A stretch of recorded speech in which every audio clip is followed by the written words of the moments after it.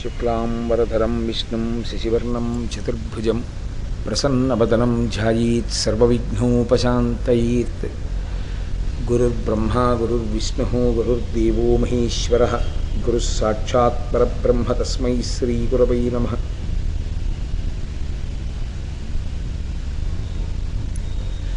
వ్యాసాయ విష్ణురూపాయ వ్యాసరూపాయ విష్ణవే నమో వై బ్రహ్మనిధయే వాసిష్ఠాయ నమో నమః. కూజంతం రామ రామేతి మధురం మధురాక్షరం ఆరుహ్య కవితాశాఖాం వందే వాల్మీకికోకిలం.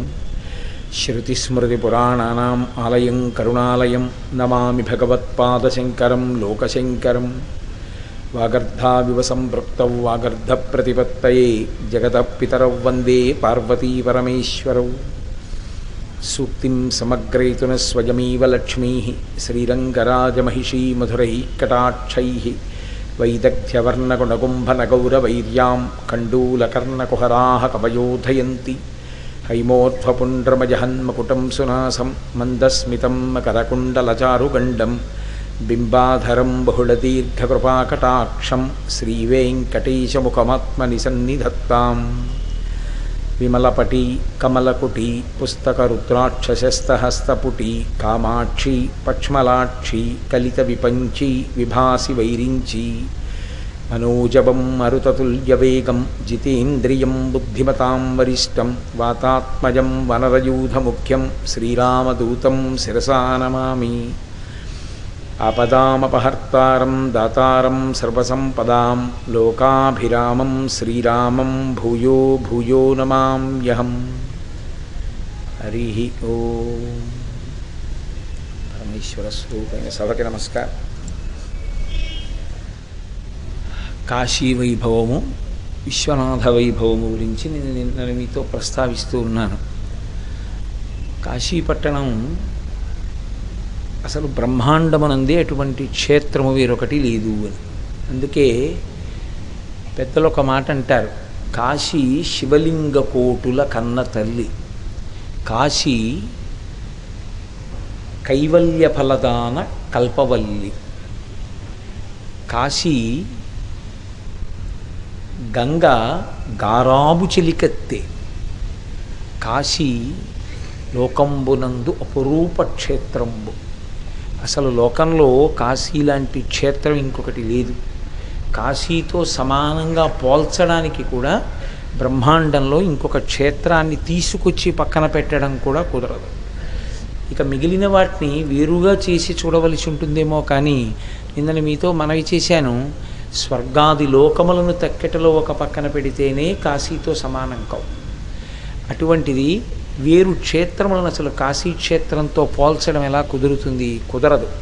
కారణం ఏమంటే కాశీ శివలింగ కోటుల కన్న తల్లి.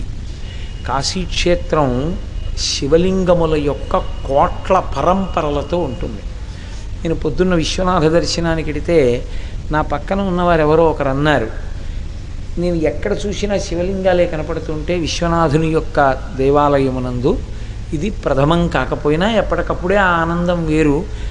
ఏమి శివలింగాలండి, ఎక్కడ చూసినా శివలింగాలే అంటుంటే ఆయన అన్నారు, నాతో ఒక మాట అన్నారు, నిజంగా నాకు విశ్వనాథుడు ఆ మాట అనిపించాడేమో నా వెనక నుండి అనిపించింది. కాశీలో శివలింగాలు దేవాలయాలకు వచ్చి చూసినప్పుడు మీ కంటికి కనపడుతున్నవి కావండి. ఇక్కడ ప్రతి ఇంటా శివలింగాలు ఉంటాయి, ప్రతి ఇంటా శివలింగాన్ని అర్చిస్తారు. నిజంగా అంటే కాశీ ఎన్ని శివలింగములతో నిండిపోయినటువంటి క్షేత్రమో చూడండి. అందుకే కాశీ శివలింగ కోటుల కన్న తల్లి. అసలు ఈ కాశీ క్షేత్రమే ఇన్ని శివలింగ కోట్లని కన్న తల్లి ఆవిడ. అసలు అందుకే కాశీ క్షేత్రం లాంటి క్షేత్రం మీకు ఇంకా భూప్రపంచంలో ఇంకొక చోట కనపడదు. కాశీ కైవల్య ఫలదాన కల్పవల్లి. ఇక్కడ మోక్షాన్ని అలవోకగా దానం చేస్తుంది కాశీక్షేత్రం. అందుకే కాశీక్షేత్రం గురించి చెప్తూ పెద్దలు ఒక మాట చెప్తారు, ఇక్కడ 3 రాత్రులు 3 పవళ్ళు. చాలామందిలో ఒక అపప్రథ ఒకటి ఉంటుంది, పొద్దున్న ఎక్కడికైనా వెళ్ళిపోవచ్చు కాశీ వదిలి, రాత్రి వచ్చి కాశీలో పడుకుంటే చాలు. 3 రాత్రుల్లో 5 రాత్రుల్లో 9 రాత్రుల్లో రాత్రులు కదండి అన్నారు, అందుకని రాత్రి వచ్చి పడుకుంటే రోజు కింద లెక్కకు వస్తుందని కాదు. ఉపాసన అన్న మాటలో రాత్రి సంకేతం అజ్ఞానాన్ని పోవడానికి. అందుకే నవరాత్రులు చేస్తున్నాం అంటాం. అంటే దాని ఉద్దేశం పగలబడుకుని రాత్రి పూజ చేసామనే కాదు. నవరాత్రులు, వసంత నవరాత్రులు, ఏవి చేసిన గణపతి నవరాత్రులు రాత్రి శబ్దంతో చెప్తారు. కారణం ఏమిటంటే రాత్రి అంటే చీకటి. చీకటి యందు ఉన్న వస్తువు ఉన్నట్లు కనపడదు మీకు. ఏ వస్తువు ఏదో దాని యథార్థ స్వరూపము గోచరము కాక అసత్యము సత్యముగా, సత్యము అసత్యముగా కనపడేటట్టు చేయగలిగినదేదో అది రాత్రి. ఒక తాడు చూస్తాడు, పాము అనుకుంటాడు. అది పగటివేళ అనుకోండి, త్రాటిని చూసి పాము అనుకునే అవకాశం ఉండదు. అసలు ఆ పగలు చాలా, వెలుతురు చాలా, ఆ జ్యోతి చాలు, కాంతి చాలు, చాలు. చీకటి భయం ఎందుకు కల్పిస్తుంది అంటే ఏది సత్యము కాదో అది సత్యము అనిపించడం వల్ల భయం. లోకంలో చూడండి, నే చచ్చిపోతానేమోనన్న భయమే ఎక్కువ. ఎందుచేత అంటే నేను చచ్చిపోతాను అన్నప్పుడు ఈ శరీరం చచ్చిపోతుందేమోనని. ఎంత చచ్చిపోతుందేమోనని బెంగ పెట్టుకున్నా శరీరం చచ్చిపోతుంది. కారణం ఏమంటే అది జగత్తు యందు అంతర్భాగం. జాయతే గచ్చతే ఇది జగత్. ఏది వచ్చిందో అది వెళ్ళిపోయి తీరుతుంది. అది ప్రకృతి యొక్క నియమం, ఈశ్వర శాసనంలో. ఇది ఎప్పుడూ ఉన్నది కాదు, ఒకనాడు వచ్చింది. ఇది దీనికి ఒక పుట్టిన తేదీ ఉంది. పుట్టిన తేదీకి ముందు ఇది లేదు. ఏదో 14/7/1959 సంవత్సరానికి పూర్వం ఈ శరీరం లేదు. 14/7/1959 ఈ శరీరం పుట్టింది. కాబట్టి ఈ శరీరానికి ఓ పుట్టిన తేదీ ఉంది. కాబట్టి ఈ శరీరానికి మరణ తేదీ కూడా ఉంటుంది. అది ఆ రకంగా వెళ్ళిపోవలసిందే, తప్పదు. కాబట్టి ఆ శరీరం వెళ్ళిపోతుంది. ఎప్పుడు వెళ్ళిపోతుంది అన్నది తెలియదు. పుట్టనిది గిట్టనిది ఒక్కటే ఉన్నది, అది ఆత్మ. అసలు యథార్థ స్వరూపం ఆ ఆత్మ. కానీ నేను ఆత్మ అన్న సత్యమునందు ఉండకుండా నేను శరీరము అన్న అసత్యమునందు నిలబడతాడు. అసత్యమునందు నిలబడితే అది ఎలా ఉంటుంది? ఉండదు. నేను ఉండని దాన్ని ఉండాలని పట్టుకుంటే ఉండదు. కాబట్టి భయహేతు. ఏది ఎక్కడికి వెళ్ళదో అది తానుగా ఉన్నాడు అనుకోండి, ఇంకా భయం ఎక్కడ ఉంటుంది? భగవాన్ రమణులకి సర్కోమా వచ్చి రోజు నెత్తురు కారిపోతుండేది. కారిపోతుంటే ఆయన చెట్టు కింద కూర్చొని అదంతా తుడిచేసుకుంటూ ఉండేవారు. తుడుచుకుంటుంటే శిష్యులు చూశారు రోజున. శిష్యులంటే ఆయన శిష్యులని ప్రకటించలేదు, అంతేవాసులు చూసి అన్నారు, భగవన్ సర్కోమా ఎక్కువైపోయింది, ఎర్రటి రక్తం కారిపోతోంది అందులోంచి, మీరు వెళ్ళిపోతారేమోనని మాకు భయంగా ఉందన్నారు. వెళ్ళిపోతారేమో అంటే చనిపోతారేమోనని.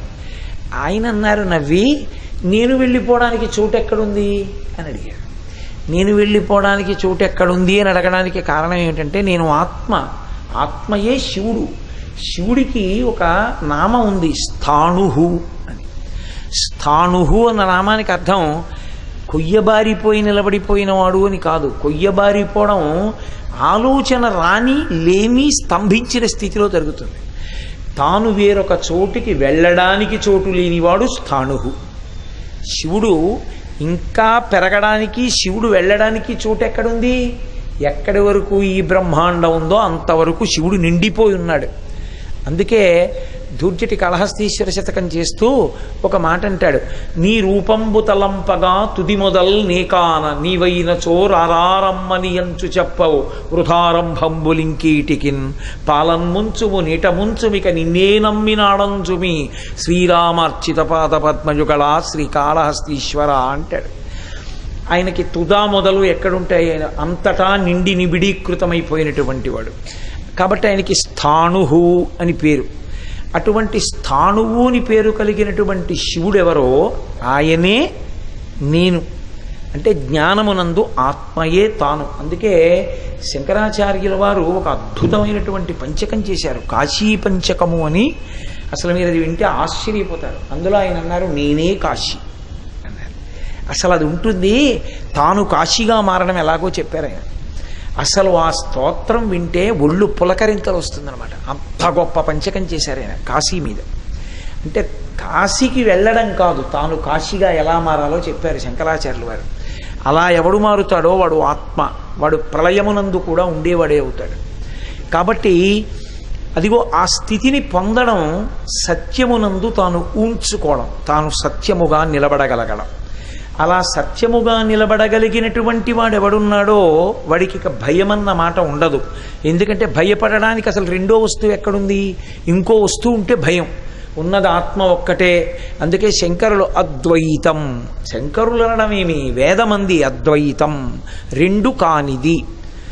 ఒకటి అని శంకరులు అన్నారనుకోండి, పక్కన ఇదొకటి అదొకటి అని ఒకటిని రెండు మూడు ఎన్నైనా చేస్తారేమోనని ఆయన అసలు రెండు కానిది అన్నారంటే ఒకటి అని. అయినా తర్వాత అయింది వేరు మాట అనుకోండి. కాబట్టి అద్వైతం, ఉన్నది ఒక్కటే వస్తువు, ఇక రెండో వస్తువు లేనప్పుడు భయం దేనికి? ఉన్నది ఆత్మ ఒక్కటే. సభాపతిభ్యశ్చ వో నమో నమో అంటుంది రుద్రం. రెండు లేవు, ఆ సభ ఈ సభాపతి ఒక్కడే శివుడు.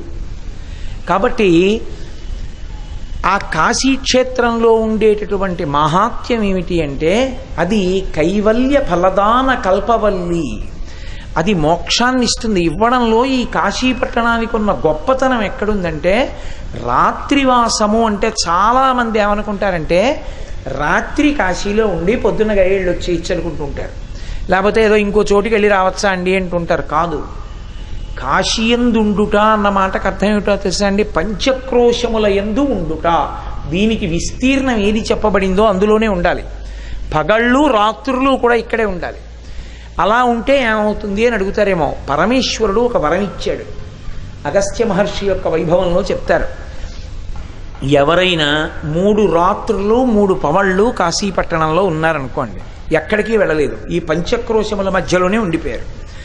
అలా ఉండిపోయాడు. ఆయన ఏం చేయలేదు, ఇక్కడ ఉండిపోయి ఆయన ఉండిపోయాడు అంతే. 3 రోజులు, 3 రాత్రులు ఉన్నాడు, 3 పగళ్ళు ఉన్నాడు. అలా ఉన్నవాడికి రాజసూయము అశ్వమేధము చేసినటువంటి ఫలితాన్ని ఆయన ఖాతాలో వేస్తాడు. అంటే అసలు కలియుగంలో అశ్వమేధయాగం లేదు. కలియుగంలో అశ్వమేధయాగానికి ప్రత్యామ్నాయం ఏమి అంటే అనాథప్రేత సంస్కారమే. మనుష్య శరీరము అనాథప్రేతముగా పంచభూతములలో కలవకూడదు, అది వేదం యొక్క నిర్ణయం. అందుకే అనాథ ప్రేతం కనపడింది అనుకోండి, దానికి సంస్కారం ఎవరు చేస్తారో సమంత్రకంగా కలియుగంలో వారు అశ్వమేధయాగం చేసిన వారితో సమానం. కాశీలో వచ్చి 3 రోజులు ఉంటే మళ్ళీ 3 రోజులు అంటే పగళ్ళ రాత్రులా అని అడగద్దు నన్ను. రాత్రులు పగళ్ళు కలిపి ఉంటే అటువంటి వారి యొక్క ఖాతాలో, జీవుడి ఖాతాలో వీడు అశ్వమేధయాగం చేశాడు, రాజసూయాగం చేశాడు అని వెయ్యండి. అందుకే కాశీ ఎందుకు ఎడతారో తెలుసా అండి? కాశీ వచ్చి చెయ్యాలని ఏం లేదు, కాశీ వచ్చి ఉండు చాలు, నువ్వు చేసేసినట్టే. నువ్వు చేయగలవా సశాస్త్రీయంగా రాజసూయాగం? కుదురుతుందా ఈ రోజుల్లో? నువ్వు రాజ్యం ఎలా పట్టాభిషేకం చేస్తావు? నువ్వు ఎలా గుర్రాన్ని వదులుతావు? అశ్వమేధం ఎలా కుదురుతుంది? కుదరదు, అసలు కలియుగంలో లేదు. లేకపోయినా ఫలితం ఎందుకు ఇస్తారంటే ఒక్క కాశికావాసము వలన ఇస్తారు. ఇంత తేలికగా పుణ్య సముపార్జనమునకు వేరొక స్థానము బ్రహ్మాండమునందు లేదు జీవుడికి. పనికి మాలిన చోట్లకి వెళ్ళి ఉంటాం, 3 రాత్రులు 3 పగళ్ళు ఇక్కడికి వచ్చి నిన్ను కటికోపవాసం చెయ్యమని చెప్పలేదు. ఇంద్రియ నిగ్రహంతో ఉండాలి, భగవంతుని యందు మనసు పెట్టి ఉండాలి. కాలకృత్యములు తీర్చుకునే సమయంలో కూడా పరమేశ్వరుడు స్ఫురణ యందు ఉండాలి. నిద్ర లేస్తూ ఒక్కసారి తెలివి వచ్చి లేచి నిలబడగానే ఓం కేదారేశ్వరాయ నమః, ప్రదోష వేళ కాగానే ఓం కేదారేశ్వరాయ నమః, చాలా 2 నామాలు. అది అన్నంత మాత్రం చేత ఆయన పొంగిపోతాడు. ఇక్కడ ఉన్నంతకాలం వేరొకరికి సహాయం చెయ్యడం, క్రమశిక్షణతో జీవితాన్ని గడపడం. ఏ నియమపాలనం చెయ్యాలని మనం ఇక్కడికి వచ్చామో ఆ నియమపాలనము చెయ్యడంలో వైక్లభ్యమును పొందకూడదు, పొందకుండా చూసుకుంటూ ఉండాలి. ఇది చెయ్యగలిగితే 3 రాత్రులు 3 పగళ్ళు ఉంటే వాడు అశ్వమేధము రాజసూయము చేసినట్టు వెయ్యండి. 5 రాత్రులు 5 పవళ్ళు ఉంటే అలా ఉన్నవాడికి సశాస్త్రీయముగా గురువుగారి పాదములు పట్టి గురువుగారి ఇంటికి వెళ్ళి గురువుగారి ఇంట్లో ఉండి గురువుగారు భిక్ష తీసుకురమ్మన్నప్పుడు తీసుకురావడం, దర్భలు తీసుకురారా అంటే దర్భలు తీసుకురావడం, గురువుగారు అగ్నికార్యం చెయ్యమన్నప్పుడు అగ్నికార్యం చేయడం, బ్రహ్మచారి అగ్నికార్యం చెయ్యాలి, అగ్ని యందు సమిధాదానము అని సమిధ వెయ్యాలి. ఆ కూర్చుని చెయ్యక్కర్లేదా అంటే రోజు సమిధాదానం చేస్తాడు, సమిధాదానం చెయ్యాలి బ్రహ్మచారి. సశాస్త్రీయమైన జీవితాన్ని గడుపుతూ గురుముఖతః 4 వేదములు చదువుకుంటే, ఎందుకంటే ఒక వేదంలో పుట్టినవాడు వేరొక వేదం చదువుకునేటప్పుడు మళ్ళీ ఉపనయనం చేసుకోవాలి ఋగ్వేదం చదివితే. కానీ కాశీపట్టణం వచ్చి 5 రాత్రులు 5 పగళ్ళు ఉన్నాడు అనుకోండి, వాడు 4 వేదములు గురువుగారి దగ్గర అత్యంత భక్తి శ్రద్ధలతో చదువుకుని గురువుగారి యొక్క పరిపూర్ణమైన అనుగ్రహమును పొందినవాడైతే వాడు ఎటువంటి జీవితాన్ని పొందినవాడవుతాడో అటువంటి జీవితాన్ని పొందినవాడు అని వేసేస్తారు ఖాతాలో. ఏమి ఎక్కడి నుంచి వస్తుంది ఆ ఫలితం రమ్మంటే? ఏమి చెయ్యమనలేదు. కాశీ వచ్చి 5 రాత్రులు 5 పవళ్ళు ఉండు చాలు. భగవద్భజన చేసుకో, పెద్దల సేవ చేసుకో, గురువుగారి సేవ చేసుకో, ఈశ్వరుడు యొక్క నామం పలుకు, చక్కగా భజన చేసుకుంటూ గడుపు, భగవన్నామ సంకీర్తనం చెయ్యి, ప్రవచనం విను, పుణ్యకథ పఠనము చేస్తుండు, శివనామము చెప్తుండు, విష్ణునామమును కీర్తిస్తుండు, దేవాలయములను దర్శనం చేస్తుండు చాలు. ఇలా ఉన్నంత మాత్రం చేత రాత్రి శబ్దము చేత సూచింపబడేది అది. ఏ అజ్ఞానము దహించుకుపోవడానికి జీవుడు కొన్ని కోట్ల కోట్ల కోట్ల జన్మలుగా చేసినటువంటి పాపరాశి నశించిపోయి భగవంతుడికి దగ్గర అవడానికి మీకు కొంత పుణ్యబలం మీ ఖాతాలో ఉండాలి. పుణ్యబలం భోగానుభవము కొరకు కోరకూడదు. బాగా గుర్తుపెట్టుకోండి మాట. మీరు ఒక పుణ్యం చేస్తూ ఇది నన్ను రక్షించుగాక అన్న శబ్దాన్ని భోగానికి అన్వయం చేశారనుకోండి, ఉత్తర క్షణంలో ఈశ్వరుడు దాన్ని అందుకే కేటాయించేస్తాడు. కేటాయిస్తే ఏమవుతుందో తెలుసా అండి? నేను ఇది చేశాను, నాకు ఈ ఫలితం ఇచ్చేస్తాడు. ఇచ్చేసి అది అనుభవింపచేసేస్తాడు. ఒక మంచి సుఖాల్లో దాన్ని ఇచ్చేస్తాడు. మీరు అలా నడిచి వెళ్తున్నారనుకోండి, మీ చెప్పులు పట్టుకొచ్చి అక్కడ పెడతారు. అయిపోయింది మీకు అక్కడతో ఓ పుణ్యం. మీరు అడిగారే, నాకు భోగం కావాలన్నారు, నీ చెప్పులు అట్టుకొచ్చేవాడు పెడతాడు నీ కాళ్ళ ముందు. పెట్టారా లేదా? ఇప్పుడు అయిపోయింది నీ పుణ్యం. అది కావాలా? ఆ పుణ్యం పరమేశ్వరుణ్ణి చేరుకోవడానికి అడ్డొస్తున్నటువంటి అడ్డంకులను తొలగించేదిగా మార్గం చేసేదిగా కావాలా? అలా చెయ్యాలనుకుంటే దాన్ని భోగంగా మార్చమని అడగకూడదు. అందుకే ఏది చేయించినా ఈశ్వరుడు చేయించాడని ఈశ్వరుడికి ధారపోసేస్తాడు. ధారపోస్తే ఏమవుతుందంటే దాన్ని ఈశ్వరుడు దేనికి తీసుకుంటాడంటే కొన్ని కోట్ల కోట్ల కోట్ల కోట్ల జన్మల తర్వాత తన వైపుకి తిరగవలసిన వాణ్ణి ఇప్పుడే కొద్ది జన్మలలో అథవా ఈ జన్మలోనే చిట్ట చివరిసారి ఈ శరీరం చచ్చిపోవడంగా అంటే ఇక పుట్టడు. అందుకే ఒక గడుసు కవి ఒక మాట అన్నాడు, ఈశ్వర నేను నీకు ఇక్కడ నమస్కారం చేస్తున్నాను కాబట్టి ఇక నాకు మళ్ళీ నమస్కారం చేయవలసిన అవసరం లేదన్నాడు. ఎందుకని? ఇత పూర్వం నమస్కరించలేదు, పుట్టాను. ఇప్పుడు నమస్కరించాను కాబట్టి పుట్టాను, కాబట్టి ఇంకోసారి నమస్కారం చేయ. ఒక్కసారి నమస్కారం చేస్తేనే అంత ఫలితం ఉంటే కాశీపట్టణం వచ్చిన వాడికి. మీకు ఇంకొక మాట చెప్తున్నాను, కాశీపట్టణమునందు దక్షిణాయనం లేదు. లోకమంతటికీ కాలము 2గా విభాగం అవుతుంది, ఉత్తరాయణం దక్షిణాయనం అని. ఒక్క కాశీపట్టణానికి మాత్రం దక్షిణాయనము లేదు. ఎందుకో తెలుసా అండి? దక్షిణాయనము సాధనా కాలము. దక్షిణాయనంలో చచ్చిపోయాడండి వాడు దురదృష్టం అంటారు. దక్షిణాయనంలో చచ్చిపోతే దురదృష్టం అని ఎందుకంటారో తెలుసా? రేపు ఎంసెట్ ఉండగా ఇవాళ టైఫాయిడ్ వచ్చింది అనుకోండి, ఏమిటో పాప ఆయన దురదృష్టం అంతా బాగా చదువుకున్నాడు పిల్లాడు, రేపు ఎంసెట్ అంటే ఇవాళ టైఫాయిడ్ ఏమిటి అంటారు. అంటే రాయవలసినది వ్రాయలేడు. దక్షిణాయనమునందు మరణం అంటే ఉపాసన చేయవలసిన కాలంలో శరీరం లేకుండా పోయింది. పడవలేనివాడు నది దాటలేనట్టే ఇది లేనివాడు ధర్మకార్యాచరణం ఏం చేస్తాడు? కాబట్టి చెయ్యలేడు. కాబట్టి అయ్యో పాపం ఇది పడిపోయిందిరా వీడికి దక్షిణాయనంలో, దురదృష్టవంతుడు అన్నారు. అసలు నిజంగా మాట్లాడితే దక్షిణాయనమునందు చెయ్యడము, దక్షిణాయనమునందు మరణము పాపహేతు అని శాస్త్రముల యందు లేదు. చాలామంది దురభిప్రాయం ఏమిటంటే దక్షిణాయనంలో చచ్చిపోయినటువంటి వాడు పాపిష్ఠ అని. అలా ఏం లేదు శాస్త్రంలో. దక్షిణాయనం అంటే దక్షిణ మార్గము, ఉత్తరాయణం అంటే ఉత్తర మార్గము. తప్పించి దక్షిణాయనంలో చచ్చిపోతే వాడేం చెడ్డవాడు కాడు, మహాత్ముడైన వాడు ఇప్పుడు పోతే ఏమిటి? అసలు కాశీ పట్టణానికి దక్షిణాయనం లేదు, అంతా ఉత్తరాయణమే. ఉత్తరాయణం అంటే ఏమిటో తెలుసా అండి? ఉత్తరాయణమునకు ఓ లక్షణం ఉంటుంది. దక్షిణాయనం అంటే విమానాన్ని దింపడం, ఉత్తరాయణం అంటే విమానాన్ని ఎత్తడం. అది తేడా. రావణాసురుడు పుష్పక విమానాన్ని తీసుకొస్తాడు. ఎక్కడి నుంచి? కుబేరుణ్ణి ఓడించి తనది కానిది తనదిగా తెస్తాడు. అందుకని ఉత్తరాన్నించి అలకాపురి నుంచి లంకకి కింద వరకు తీసుకొచ్చేస్తాడు.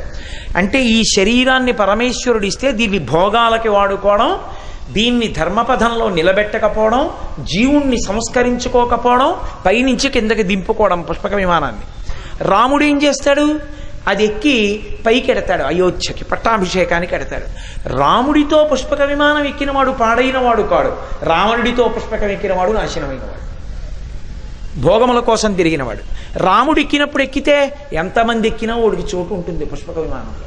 అంటే ఎంతమంది మోక్షం పొందినా అయిపోయే సీట్లని ఉండదు, సాధన చేసుకుంటే ఇంకోడు వస్తాడు. ఇప్పుడు అది ఉత్తర దిక్కుగా వెడుతుంది, పైకి ఎడుతుంది. ఉత్తర దిక్కుగా పైకి వెళ్ళి అయోధ్యలో పట్టాభిషేకం, శ్రీరామ పట్టాభిషేకం. శ్రీరామ పట్టాభిషేకానికి వానరములే నీళ్లు తీసుకొచ్చాయి, నదుల నుంచి, సముద్రముల నుంచి జలములు. రాముడు నరుడిగా పుట్టాడు. పైకి ఎక్కడము అంటే మోక్షం, కిందకి దిగడము అంటే భోగం. కాబట్టి ఉత్తరాయణము లేదు, ఇక్కడ దక్షిణాయనము లేదు, అంతా ఉత్తరాయణమే. అంటే ఇక్కడికి వచ్చిన వాడికి ఈశ్వరుణ్ణి చేరుకోవడానికి దగ్గరకి వెళ్ళిపోతాడు. అందుకే ఇక్కడికి వచ్చి భోగం అడగవద్దు. కాశీ పట్టణంలో భోగం అడగకూడదు. మీకు భోగం కావాలంటే దక్షిణ కాశీ వెళ్ళిపోవాలి, దక్షారామం వెళ్ళాలి. కొడుకు ఉద్యోగం కావాలి, నాకు ఐశ్వర్యం కావాలి, కూతురికి పెళ్ళి అవ్వాలి, నాకేదో ఐశ్వర్యం కలిసి రావాలి, ఇలాంటి కోరికలు ఏమైనా ఉంటే ఉత్తర క్షణంలో అనుగ్రహించేవాడు భీమనాథుడు. అందుకే మీరు నేను కాదు భోగం అనుభవించేది. దక్షారామంలో భీమనాథుడు లోకంలో ఎవరు అనుభవించనంత భోగాన్ని అనుభవిస్తాడు. అసలు ఆయన ఉత్సవాలకి యమధర్మరాజు గారి యొక్క పత్ని ధూమ్నోర్ణ అని ఆవిడొచ్చి కళాపి చల్లుతుంది, లక్ష్మీదేవి ముగ్గులు పెడుతుంది. ఆయన మేడ మీద ఉంటాడు, కింద ఉండడు అంతరాలయంలో. మేడ మీద ఉండి ఏకాదశి నాడు సాని గృహానికి ఎడతాడు. మాణిక్యాంబ గృహానికి అమ్మవారు నిద్రపోయిన తర్వాత అర్చకులు ఇప్పటికీ రాత్రి వచ్చి తెరవేసేసి చప్పుడు అవ్వకుండా ఉత్సవమూర్తిని తీసుకెళ్ళిపోయి అమ్మవారి గుళ్ళో, మాణిక్యాంబ గుళ్ళో పెట్టి తలుపులేసేసి బయట నందీశ్వరుణ్ణో చండీశ్వరుణ్ణో కాపలా పెట్టి వెళ్ళిపోతారు. మళ్ళీ మర్నాడు గుట్టు చప్పుడు కాకుండా బ్రాహ్మీ ముహూర్తంలో వచ్చి నిశ్శబ్దంగా తలుపులు తెరిచి ఉత్సవమూర్తిని తీసుకెళ్ళి పైన పెట్టేస్తారు. అంటే అందరూ ఉపవాస తిథిగా భావించే ఏకాదశిని ఆయన భోగతిథిగా వాడుకుంటాడు, అంత భోగం. అందుకే పరమశివుడికి ఉన్నంత భోగము ఎవరికీ లేదు, పరమశివుడికి ఉన్నంత వైరాగ్యము ఎవరికీ లేదు. అందుకని భోగం కావాలంటే దక్షిణ కాశీ వీళ్ళు, మోక్షం కావాలంటే కాశీ. ఇక్కడికి వచ్చి భోగం అడక్కో, అక్కడికి వెళ్ళి మోక్షం అడగద్దని నేను అన్నా. అది కూడా పెద్ద భోగమే, కానీ ఇక్కడ భోగం మాత్రం అడక్కో, వ్యాసుడంతటి వాడు దెబ్బతిన్నాడు. కాబట్టి కాశీ కైవల్య ఫలదాన కల్పవల్లి, కాశీపట్టణం కైవల్యాన్ని ఇస్తుంది. ఇక ఇక్కడే ఉండి ఇక్కడే చచ్చిపోతే వాడంత భాగ్యవంతుడే లేడు.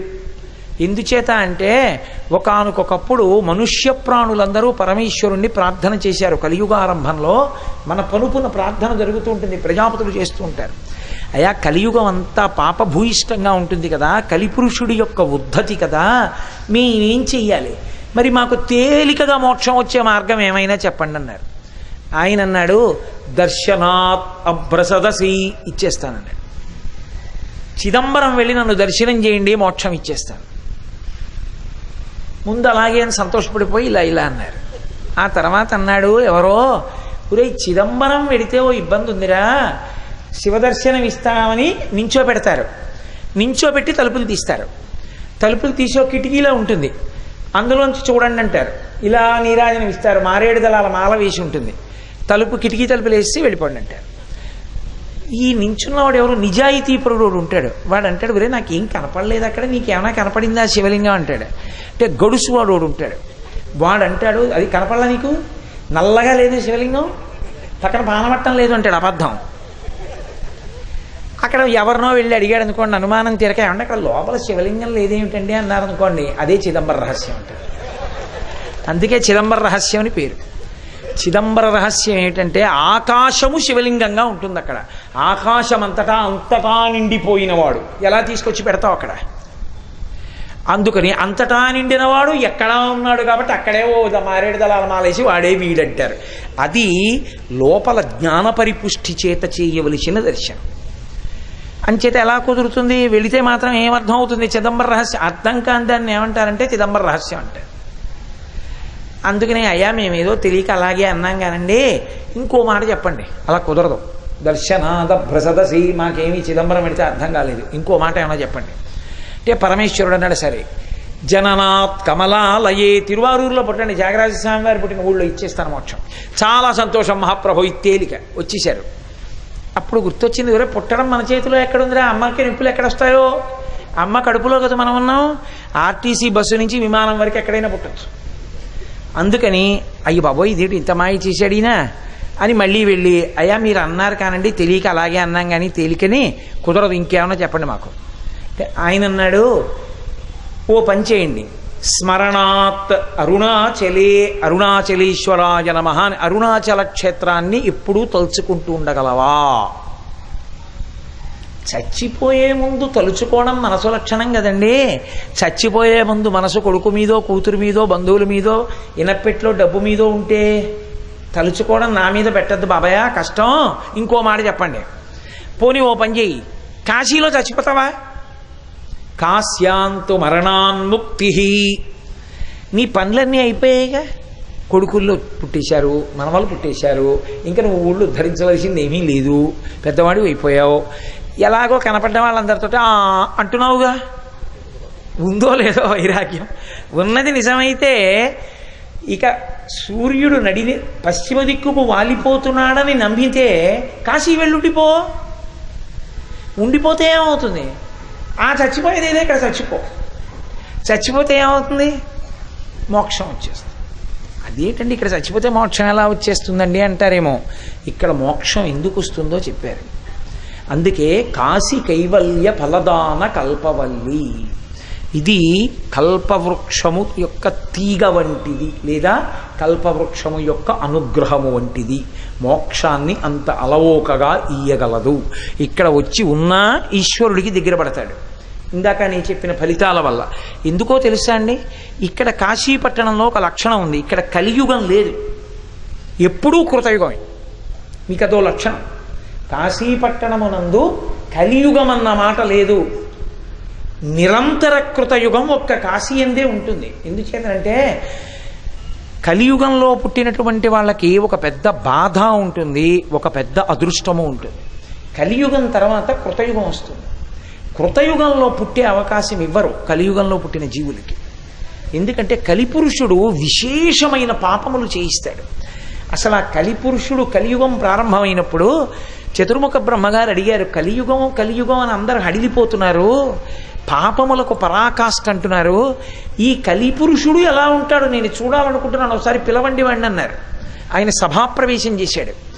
ఆయన ఎడంచేత్తో నాలుకని పైకి లాగతీసి పట్టుకుని కుడి చేత్తో తన అవయవాన్ని పట్టుకుని వచ్చాడు, లైంగిక అవయవాన్ని. బ్రహ్మగారు చూసి ముక్కున వేలేసుకుని, సభాప్రవేశం ఇలా చేశావా, ఎవర్రా నువ్వు ఆ కలిపురుషుడు అన్నారు. నేనే. ఏమిట్రా ఆ నిలబడ్డం ఏమిటి, ఆ పట్టుకోవడం ఏమిటి అని అడిగారు. ఆయన అన్నాడు, ఇది తినవచ్చు, తినేటప్పుడు ఇలా తినాలి అని నియమం ఏమీ లేకుండా తిని బతుకుతాను కలియుగంలో, లోకాన్నంతటినీ నాలుక చేత పాడి చేస్తాను. కనీసం కాశీ వచ్చి కూడా భిక్షాందేహి కృపాబలంబనకరీ మాతాన్న పూర్ణేశ్వరి అనకుండా తింటాడు. అయితే మనం అలా తింటలేదు. మనం విశ్వనాథుని అనుగ్రహాన్ని పొందిన వాళ్ళం. మనందరం చక్కగా పంక్తులు వేసుకుని అన్నపూర్ణాష్టకం చేసి ఆ తర్వాత భోజనం చేస్తున్నాం. కాబట్టి భగవంతుణ్ణి తలుచుకోడు. భోజనం చేసేటప్పుడు యజ్ఞంతో సమానం కాబట్టి భగవన్నామాన్ని ముందు పెట్టి, మధ్యలో పెట్టి, చివర పెట్టి భోజనం చేయడు. నిశ్శబ్దంగా భోజనం చేయడు. కూర్చుని చెయ్యడు. ఎక్కడ పడితే అక్కడ నిలబడి చేస్తాడు, లేకపోతే కుర్చీల్లో కూర్చుని చేస్తాడు. ఏదో శారీరకమైన అస్వస్థత ఉంటే వేరు, నేను దాని జోలికి వెళ్ళటలేదు. లేకపోతే కుర్చీల్లో కూర్చోవడం, లేకపోతే ఎప్పుడు నిలబడి నాడీమండలానికి ఉత్ప్రేరకాన్ని అలవాటు చేయడం. అలవాటు చేసి ఆ వేళకి అది పడకపోతే నాడీమండలం పని చెయ్యని స్థితిని ఏర్పాటు చేసుకోవడం. తెల్లవారేటప్పటికి కాఫీ, సాయంకాలం కాఫీ, మధ్యాహ్నం కాఫీ, గంట గంటకి కాఫీ. నేను అక్కడతో ఆగిపోతున్నాను, కాశీలో ఇంతకన్నా చెప్పకూడదు. కాబట్టి ఉత్ప్రేరకాలని తాగడం, ఎక్కడ పడితే అక్కడ కూర్చోవడం, ఎక్కడ పడితే అక్కడ నిలబడి తినడం.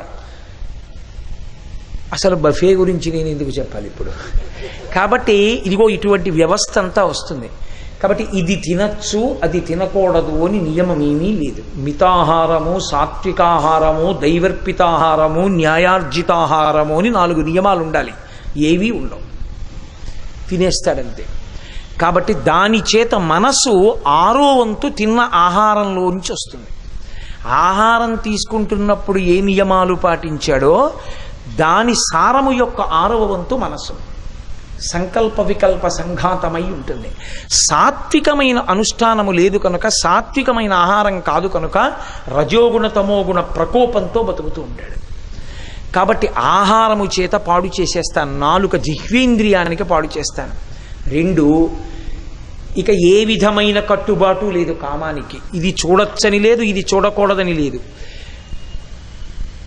పశువు కన్నా హీనంగా కామమును తృప్తిపరుచుకోవడమే జీవనంగా బతుకుతూ ఉంటాడు.